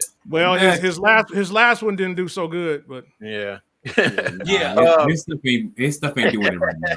Yeah. I think I think what I love about what he's doing too is he's making sure that he brings a black leading role every time. And I don't give a fuck what it's about. I'm gonna go support him. Anyway. Let's get into this next one. About chickens. Let's get into this next one. Is the history in blackness? Man. Hold on. Bro, we had an hour and a half, and you ain't done history and blackness yet at all. We've been talking about motherfucking Taraji. You know what? let's get into black left. Yeah. Let's get into. I was gonna do it. I mean, because people go on here and because of the title, so we at least got to talk about 30s and unders versus older. But we could do that after history of blackness. Let's go with the topics. Well, all right. We'll make the history of blackness short, real quick. Don't cut the black people short, man. Hey, make it a clip in blackness. Right there, we're not doing that. Yeah, right. We can make it a highlight in blackness. Let's go, man. Another show for history of blackness, man. Where my music at, man? Where my things, man? Don't be rushing me through my theme music. What you doing? All right, no. This week we got a Jew for y'all, man. A third good marshal and American civil rights attorney and an associate justice of the Supreme Court of the United States. He was born July 2nd, 1908 in Baltimore, Maryland. He died January 24th, 1993 at the age of 84 at the Walter Reed Army Medical Center. His education is all HBCU. He went to Lincoln University for his BA. He went to Howard University in Washington, D.C., where he graduated valedictorian, as we got the president in this motherfucker as well, on 1933. So fitting for our episode today. But what makes him great, let's talk about it. He was denied entrance from the University of Maryland. That's how he ended at Howard. And he was also denied acceptance to Harvard University for the postgraduate program due to being Black. In 1933, he returned to Baltimore and opened his own practice from East Baltimore. He won his first case arguing against the same school that denied him that the University of Maryland Law School should allow African American admissions. He went on to argue Brown versus the Board of Education. Then President Kennedy appointed him to the Circuit Court of Appeals in New York City. And then President Johnson in 1967 appointed him as the first African American to be an associate justice on the U.S. Supreme Court. And he served there until 1993. And that's it, y'all. What? Yeah, no, I got more. I got, it was so, hold on, real shit. Thurgood Marshall, y'all got it on this one for sure.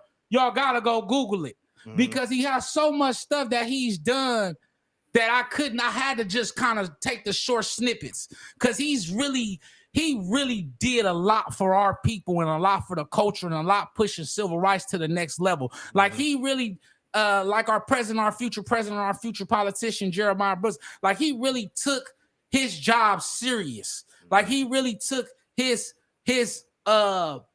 purpose serious. Like from the day he started to the day he died, he was all about our rights and civil rights. So shout out to Thurgood Marshall, man.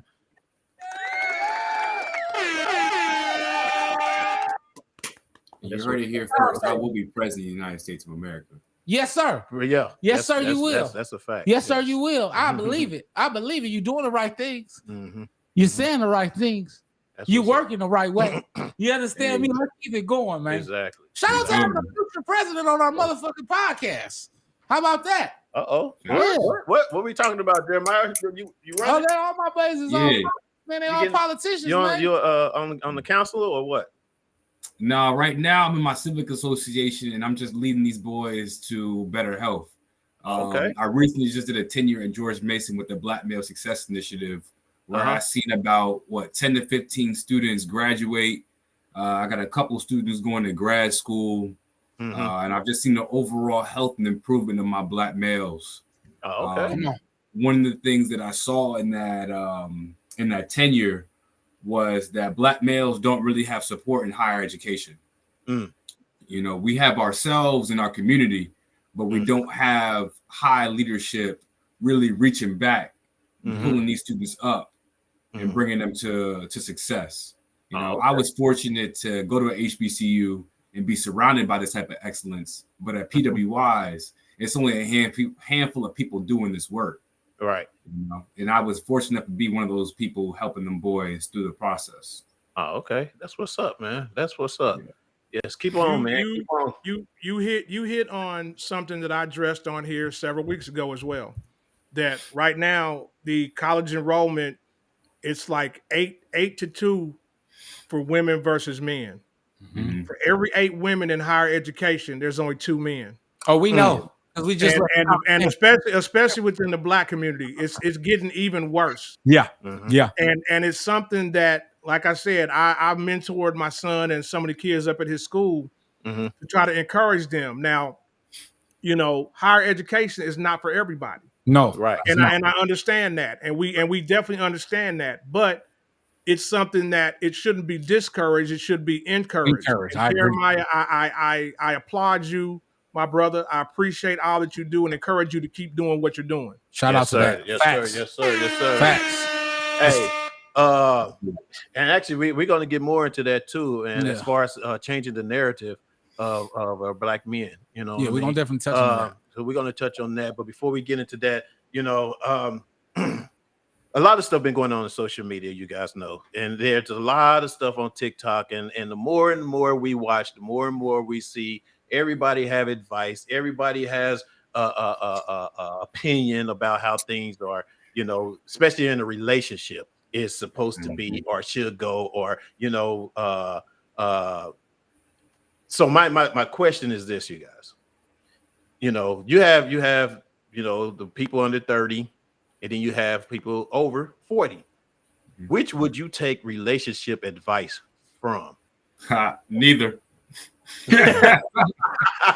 Neither. Jeremiah said neither.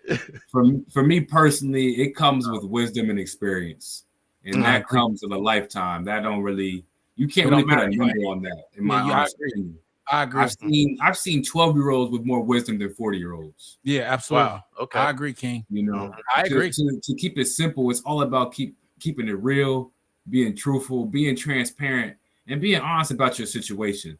Absolutely. Like we touched on it a little bit throughout this show. You know, the ability for an individual to ask for help, you know, is a simple skill some people just never matriculate in their curriculum. You know, another thing is being willing to reach back and pull somebody up. That's a skill and the courage to do it within itself. You know, all those small things and details that we look past make a man's legacy. Yeah. You know what I'm saying? Yeah. You talking some real shit right there. All right, go ahead, Fat Boy. Shit, hey, you said it. I agree. I think that is individual, right? I think that I learned a lot from Black Lift, but he got experience, right? But I also learned a lot from Jeremiah, right? He always dropped some jewels on me, and that's just a total age, distance, demographic, everything. So I agree with Jeremiah that I think that it don't really matter. It's based on their experience and that they knowledge that they have on a subject, because I think that we get it confused. Age mean wisdom, right? And then lack of age means ignorance, right? And I think that we got to kind of understand what we looking for, the information we looking for, and go from there. Well, go ahead, Black Lip. Amen. So for me,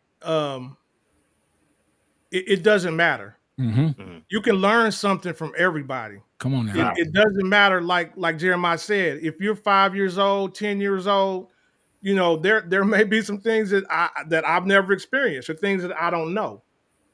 The one thing that I definitely can say when it comes to relationship advice, and I'm gonna keep it a buck, I ain't never gonna take relationship advice from a single motherfucker. Absolutely. Yeah, that's a fact. How the hell you gonna tell me how to be in a relationship and you ain't even in one, Playboy?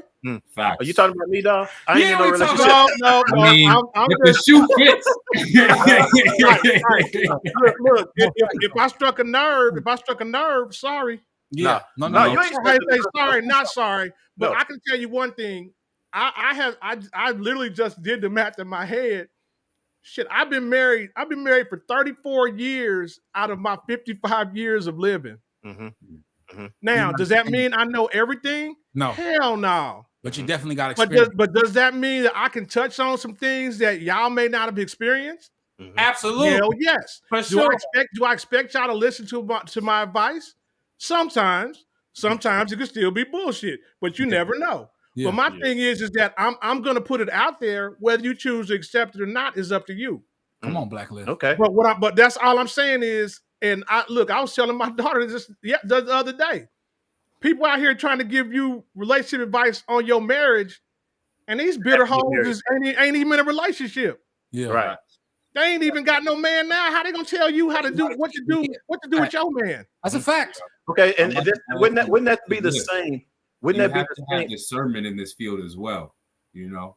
What do you mean? That comes with territory. Like you have to have discernment to know if you're getting good advice or if you're just getting the stools whooping. The stools leftovers. I agree. You have to know the difference. And to Lift's point as well, you have to be open to receiving information. Right. You can't come into a situation thinking you know everything. You know what you know, and that's it. Everything else is extra. You know, you have to come with that. If I say something, it's you know what?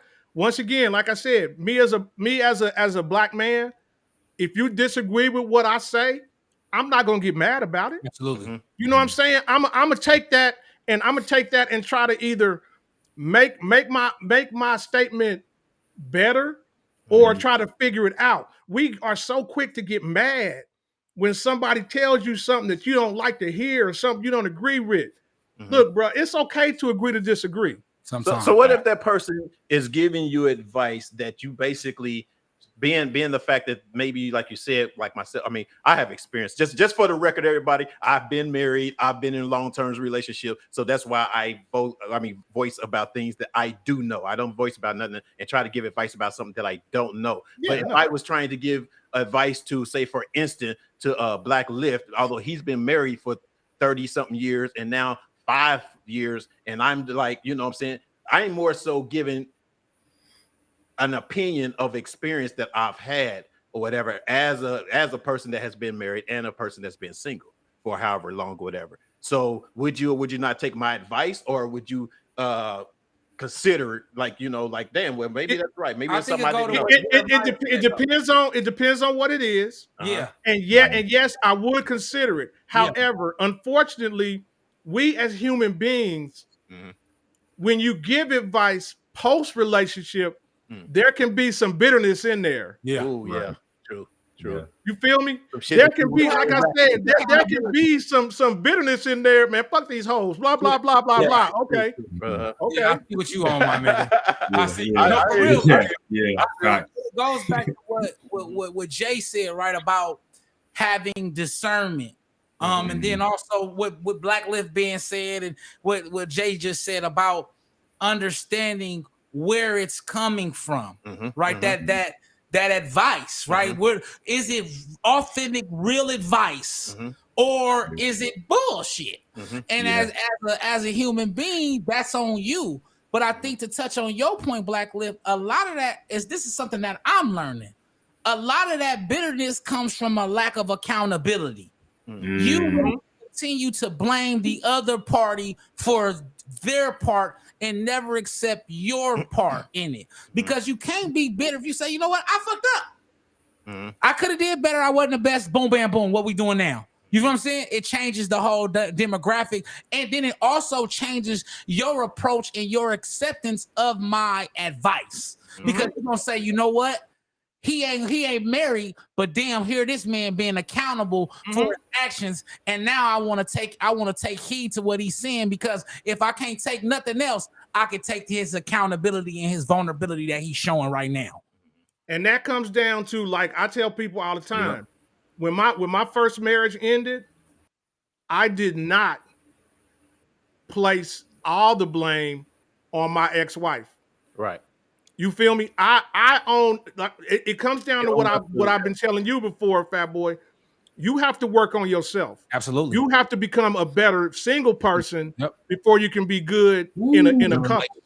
Come on, and so like, look, I cheated, I did this, and look, and I told my kids, and you know what? I accepted my responsibility in the degradation of my marriage. Come on, because it wasn't all her; it was me too. I was an asshole too. You know what I'm saying? And until you accept that, and once again become a better person as a single person, you will never be able to survive in a relationship. Absolutely not. Fat Boy said, I mean, not Fat Boy. That's Fish. Yeah, he said that I don't need any advice. Okay. Yeah, I don't need anyone's advice about women. I'm with except. I'm with. That's what he said. You don't need advice for women. I'm with, except from the women I'm with. They know themselves better than anyone.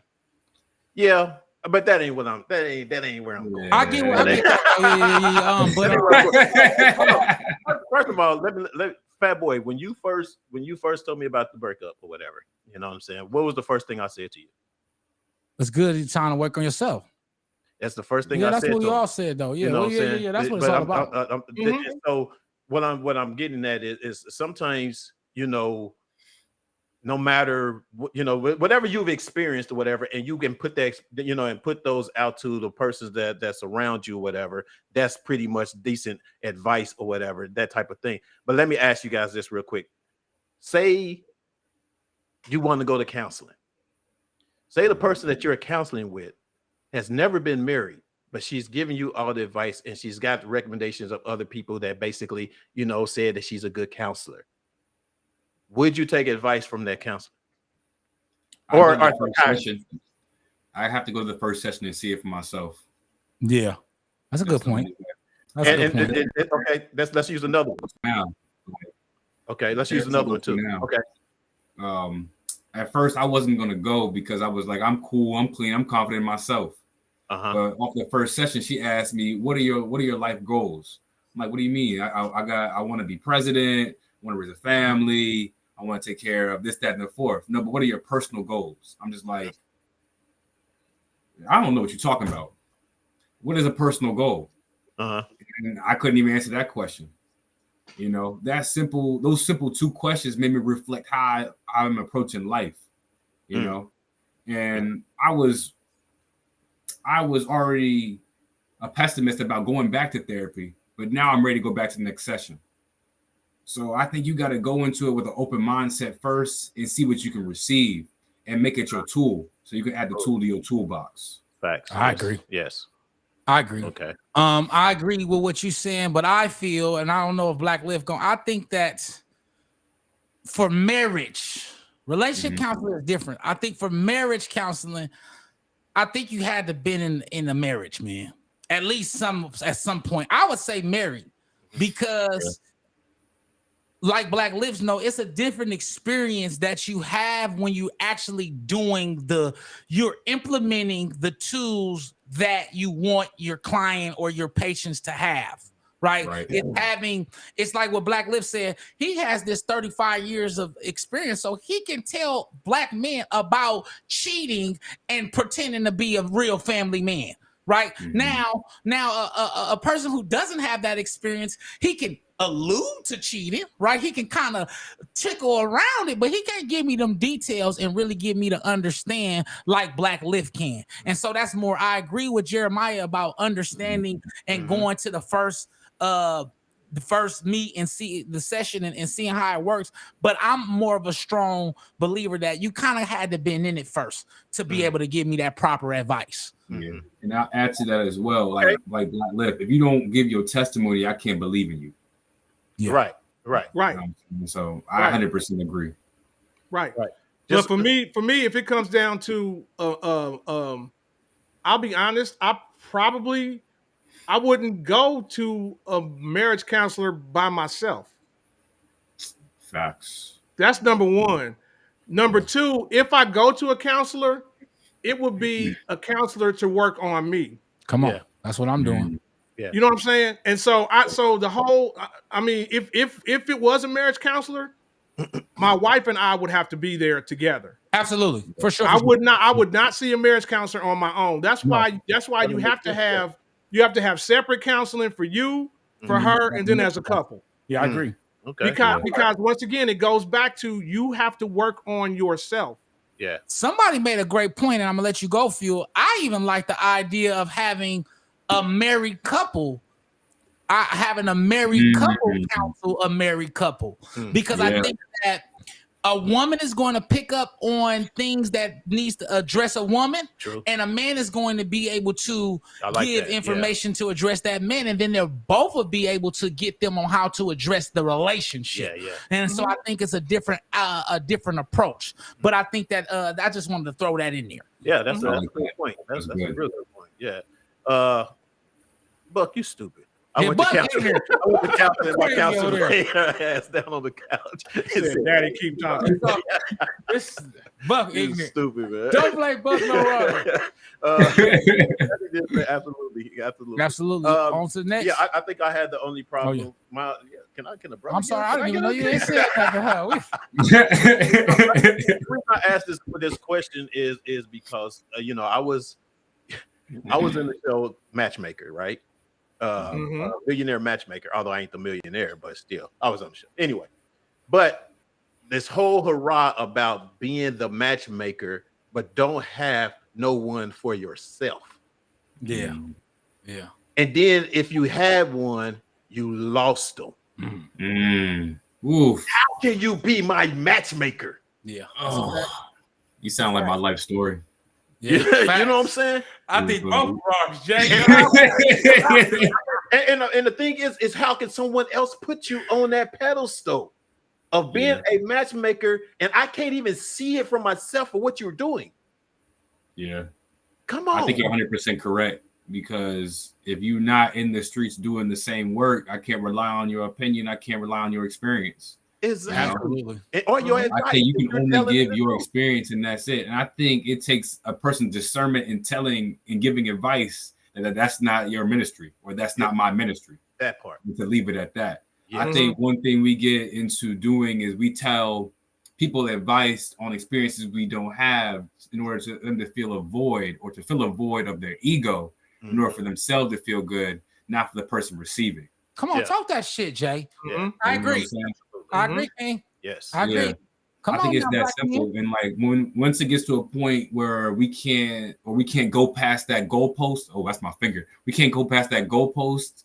Then we need to say to ourselves, stop and let it be, and let that person receive that information. Because I think a lot of times we rush the process of receiving information. You know, we receive it, but we also got to download it, process it, and apply it into life.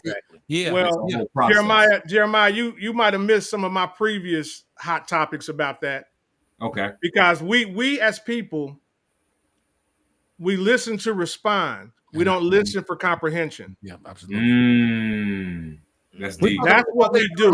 That's We good. listen to respond. We don't listen for comprehension.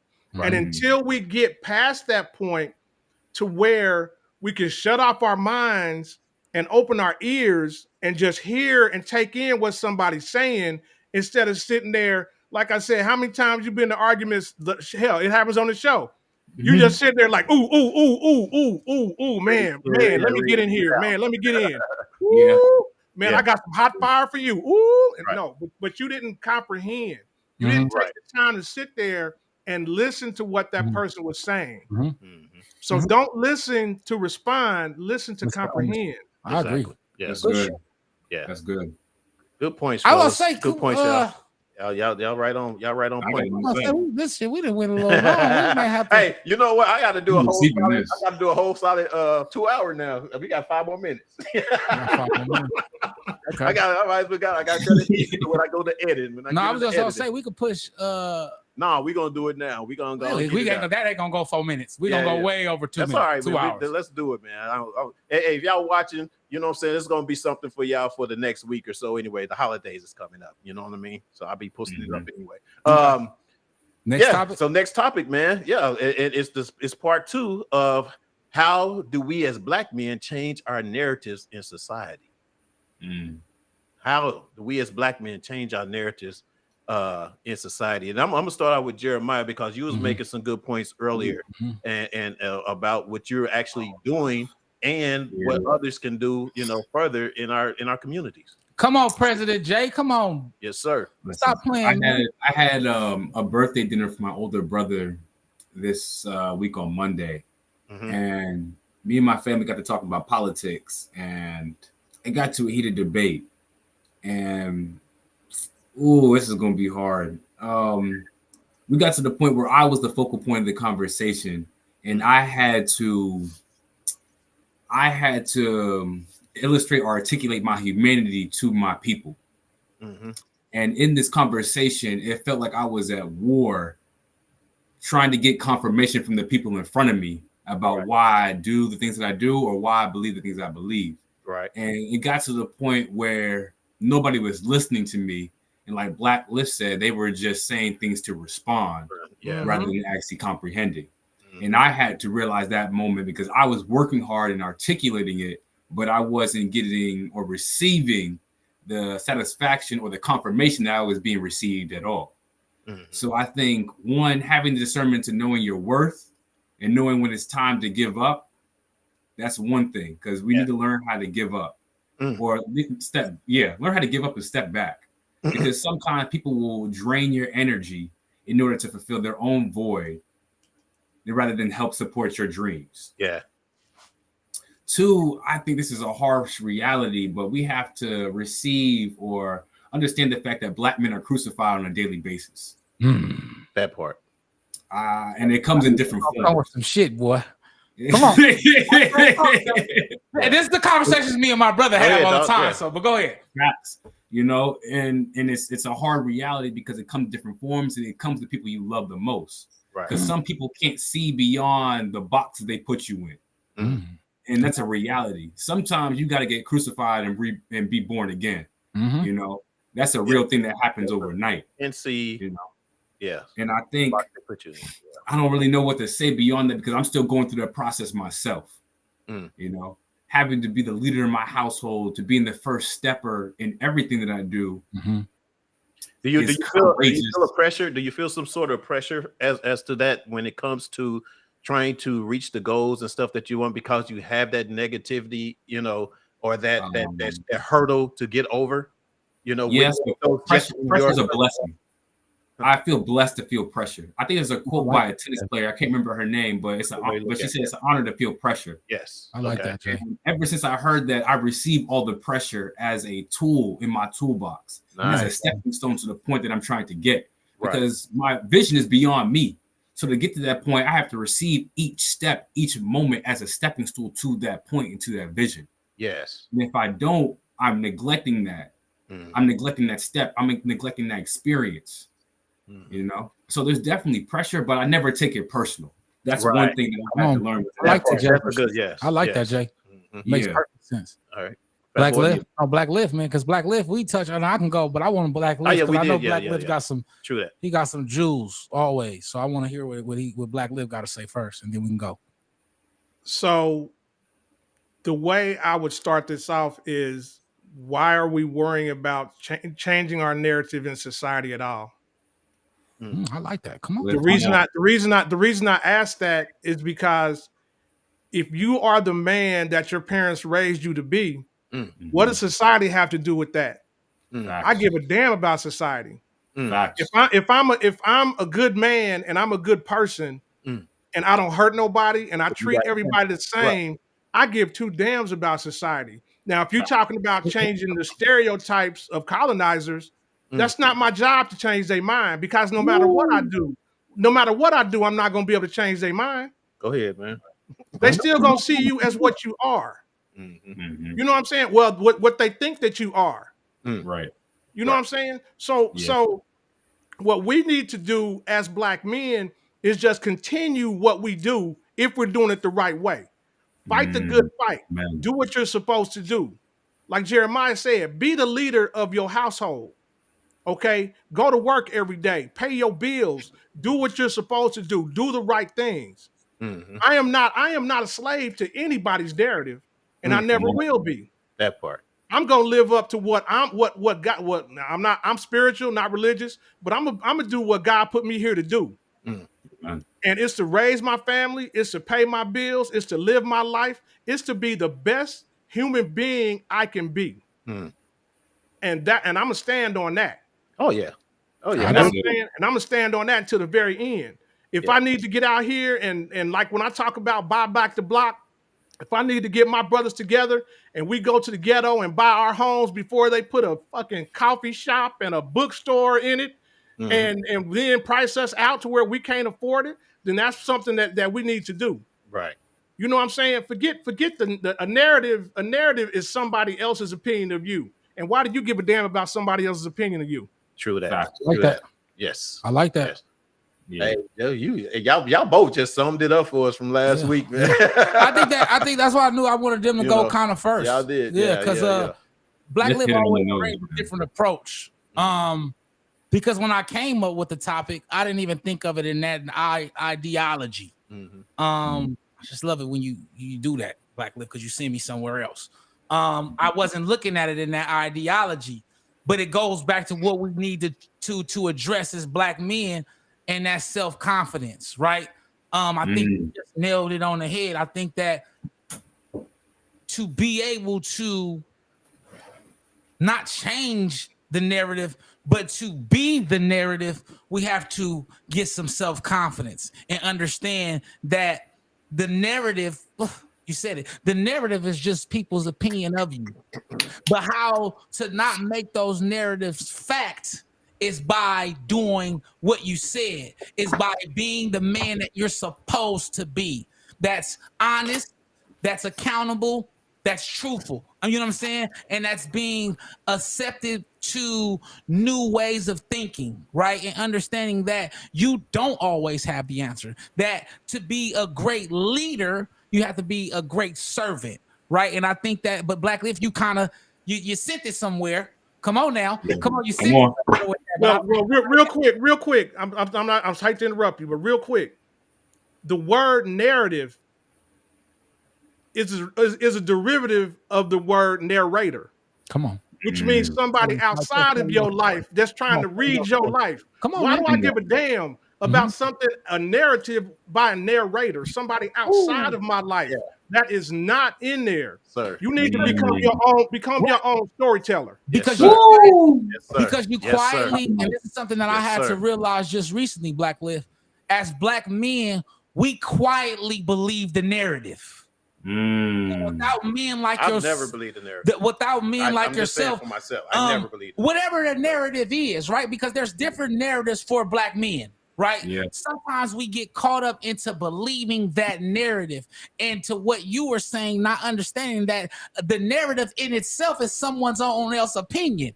So it's not a narrative at all, right? And so, but you have to have, and this is something I learned through this experience I'm going through now, is establishing true knowledge of self and love of self. And it's something we've been talking about on this show, but that's where it stems from, being able to say, hey, I'm not living by no narrative of society. I don't care about no narrative of society, because I am the man by my own. Right, I stand on my own 10 toes. I have my own principles and my own morals, and I'm not going to compromise them for anybody. And that's the narrative that I live by, right? But that draws confidence, that draws self-awareness, and that's why I wanted Black Lift to come with a different angle. I knew you was right. I knew you was gonna come with a different angle, but it kind of went to my point on what I had to learn for myself. Yeah, that you're exactly right. There is no such thing as changing the narrative of society, because you are the narrative that you want people to see. And like Waldo Emerson said, or Ralph Emerson said, is you speak so loud, your actions speak so loud that I can't hear a word you say. So Heather said actions, and Delisa said walk the talk. Come on. You know what I mean? And that's really to break it all the way down, you know. Myself, and like I was saying, I just, with just myself, I know I've never lived my life by anyone's narrative. You know what I'm saying? I basically, like Liv said, is I live my life the way and the best way that I can for myself.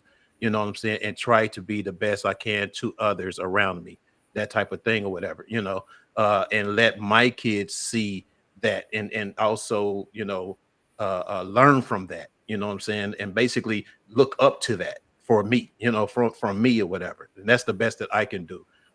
You know, if I was a person that basically lived by someone else's narrative, I wouldn't be here in California. You know what I'm saying? I'll be somewhere miserable because I feel like, you know, they think that I can't do this or I shouldn't do that or whatever the case may be. You know, so I agree with all you fellas, man. Y'all hit it on point. Y'all hit it on point. And also give me things to even think about as well, you know, when it comes to, you know, someone thinking of you in a certain way, or have been, you know, have a certain narrative towards who you are, you know, out here in this world as Black men. You know what I mean? So kudos to all of y'all for that, man. And that's a good Phil, I gotta tell you one thing, Phil, real quick. Go ahead. That was one of the things that I always loved about you, cuz when shit was popping, you moved to Minneapolis. You know what I'm saying? Then you moved to Atlanta. Then you moved to California. Right.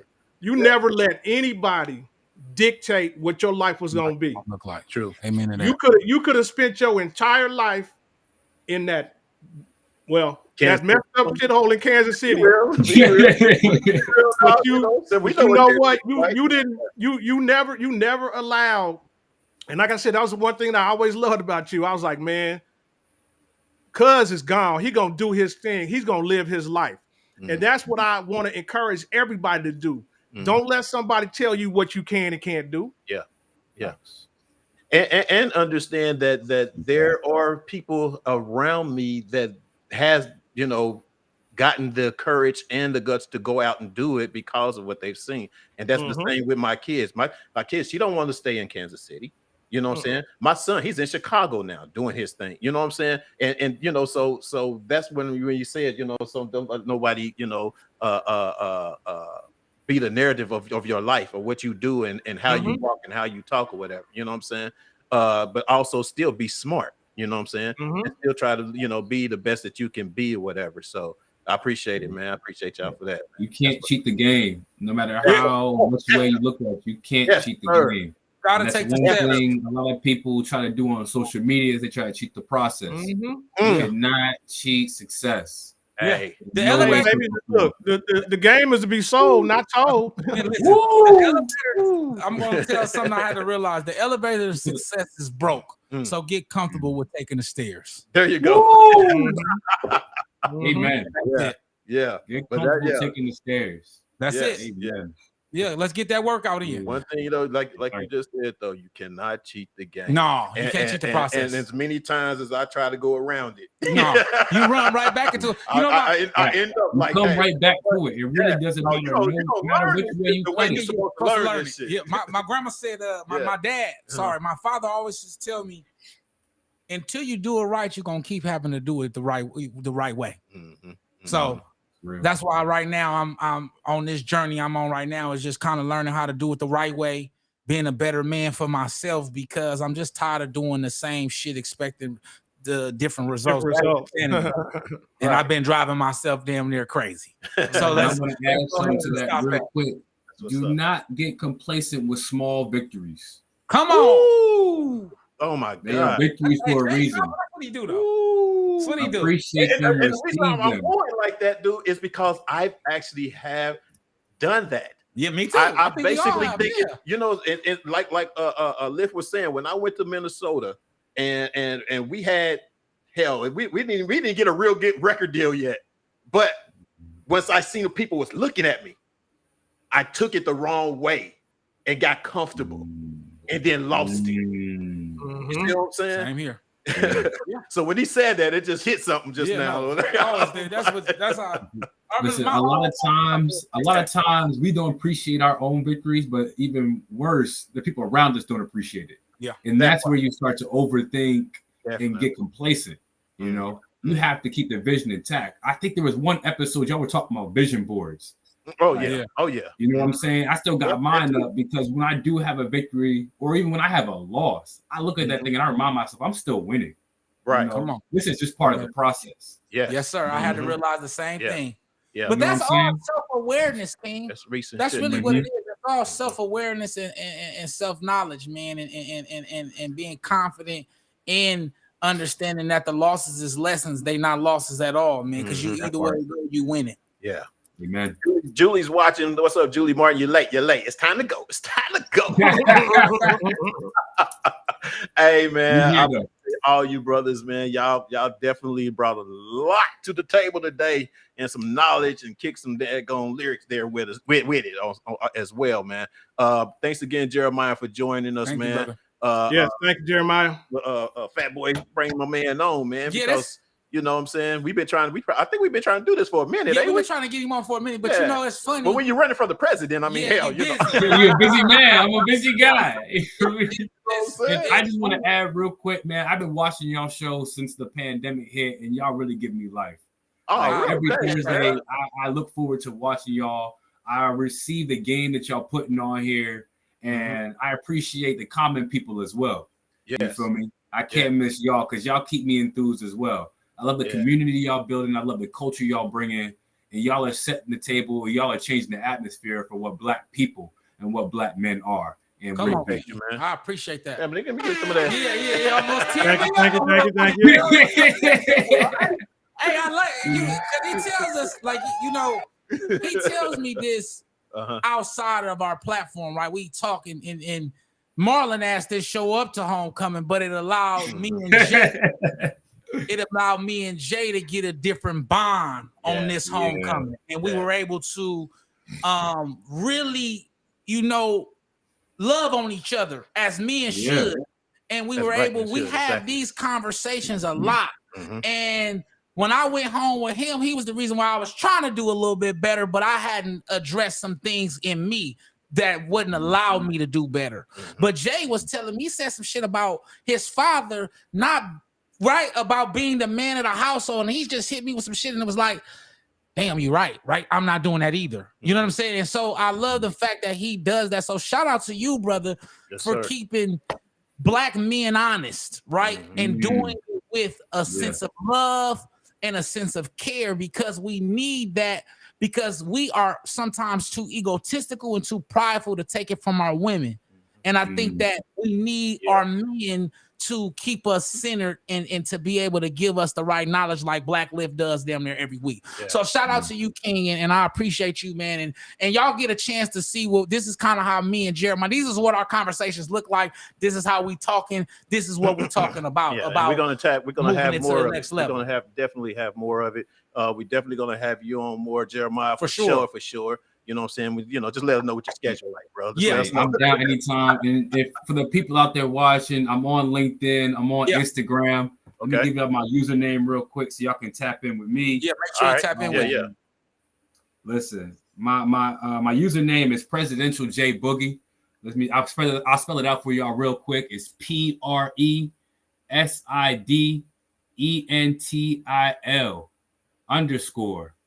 J Boogie is JBOOGE.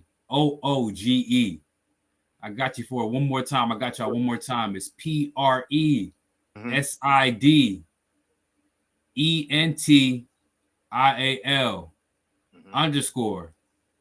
JBOOGE. The one and only. Absolutely. All right, guys. My class president, man. So y'all see how we graduated. You see why I had to graduate cum laude, huh? You guys y'all see it see right what there we was at the hanging bottom. out with, huh? You guys see it there at the bottom, man. And that definitely, hit him up, man. Look him up, and saying, get some of that knowledge that we get, and most definitely, look out for him to being on the presidential ticket, baby. You know what I'm saying? Sir, it's coming sooner rather than later. That's what's up. Y'all know what I'm getting into for the next year. I'm in my master's in public policy program right now. I'm in my final semester this upcoming semester. And then my final course, I'm doing a course on international security, specifically the U.S. border. I'm actually traveling to the U.S.-Mexico border next year for spring break. I'm doing a study abroad trip there. Oh, wow. One of my long-term goals is to learn Spanish and be bilingual. Because as you know, this country is transforming into a Spanish-speaking country. Oh, for sure. You definitely need it. Rather than later, y'all gonna have to mess with these Mexican folks. Yeah. And I'd rather Jeremiah. Yeah. Do you know where I live? I know you live in Texas. I don't know. I think you live in Texas. I don't know. San Antonio. Yeah. So it's San Antonio, and I've been to the border several times. Oh yeah.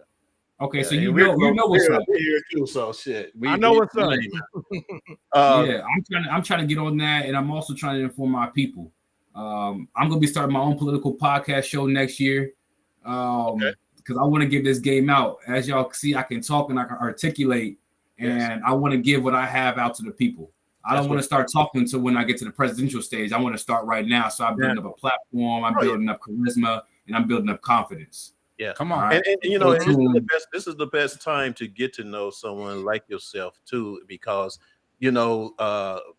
people don't get to see this in a lot of people that goes into politics and you know what I'm saying, the realness, the down to earth or whatever, so they can be able to comfortably vote for that person or stand behind that person or whatever. So that fact that you getting it together and doing it now or whatever and putting that platform together, man, kudos to you, man. And most definitely we're going to be following and keeping tabs on what's going on with you, bro. Most definitely. I appreciate it. Last thing I'll say, man, I'm trying to start a new standard of political correctness.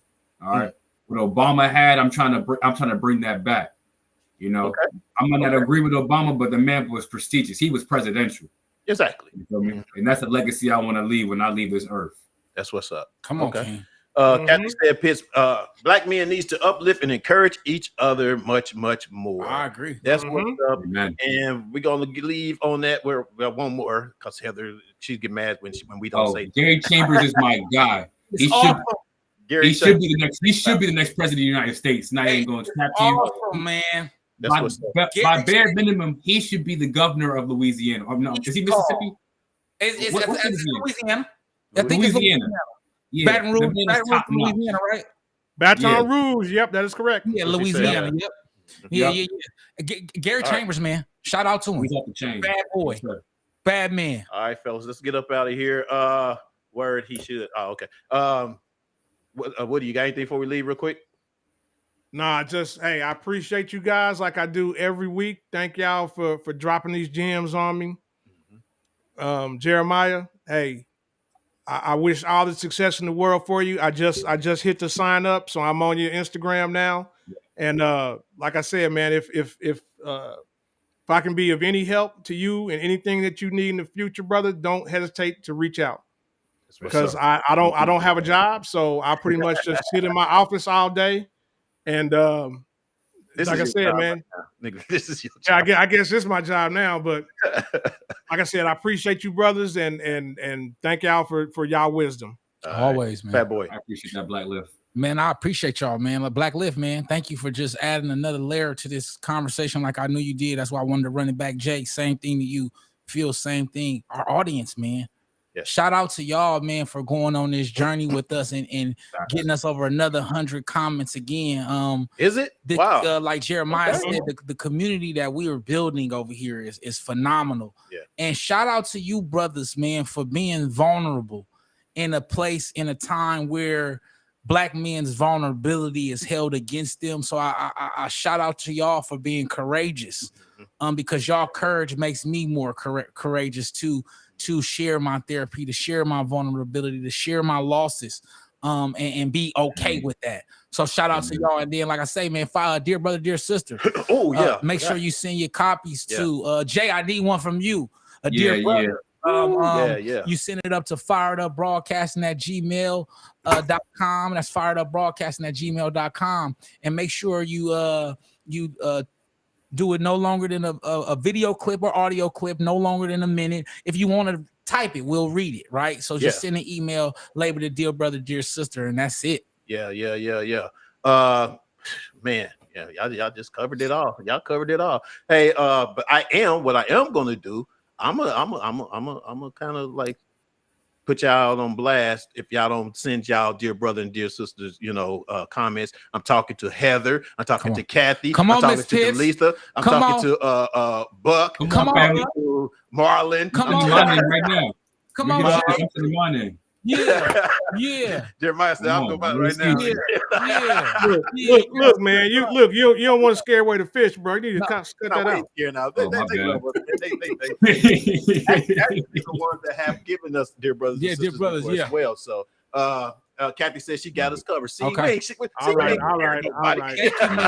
Well, look, Kathy, that JS Chick alumni. Yeah. I don't know about that. That's high school. I'm that's guessing. like elementary school, dog. Oh shit. Yeah, that's elementary school, bro. Elementary school. That's crazy, ain't it? Man, thank God. All right, guys, that's going to do it for us today, man. And remember, if they talking about you behind your back, they behind you for a reason. Peace. I love y'all. All our illusions will disapparate, and all the reasons start to fade.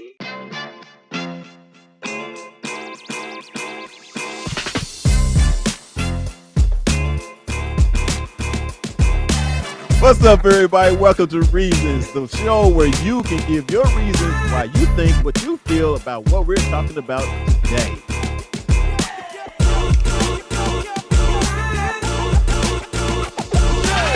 We should know this, man.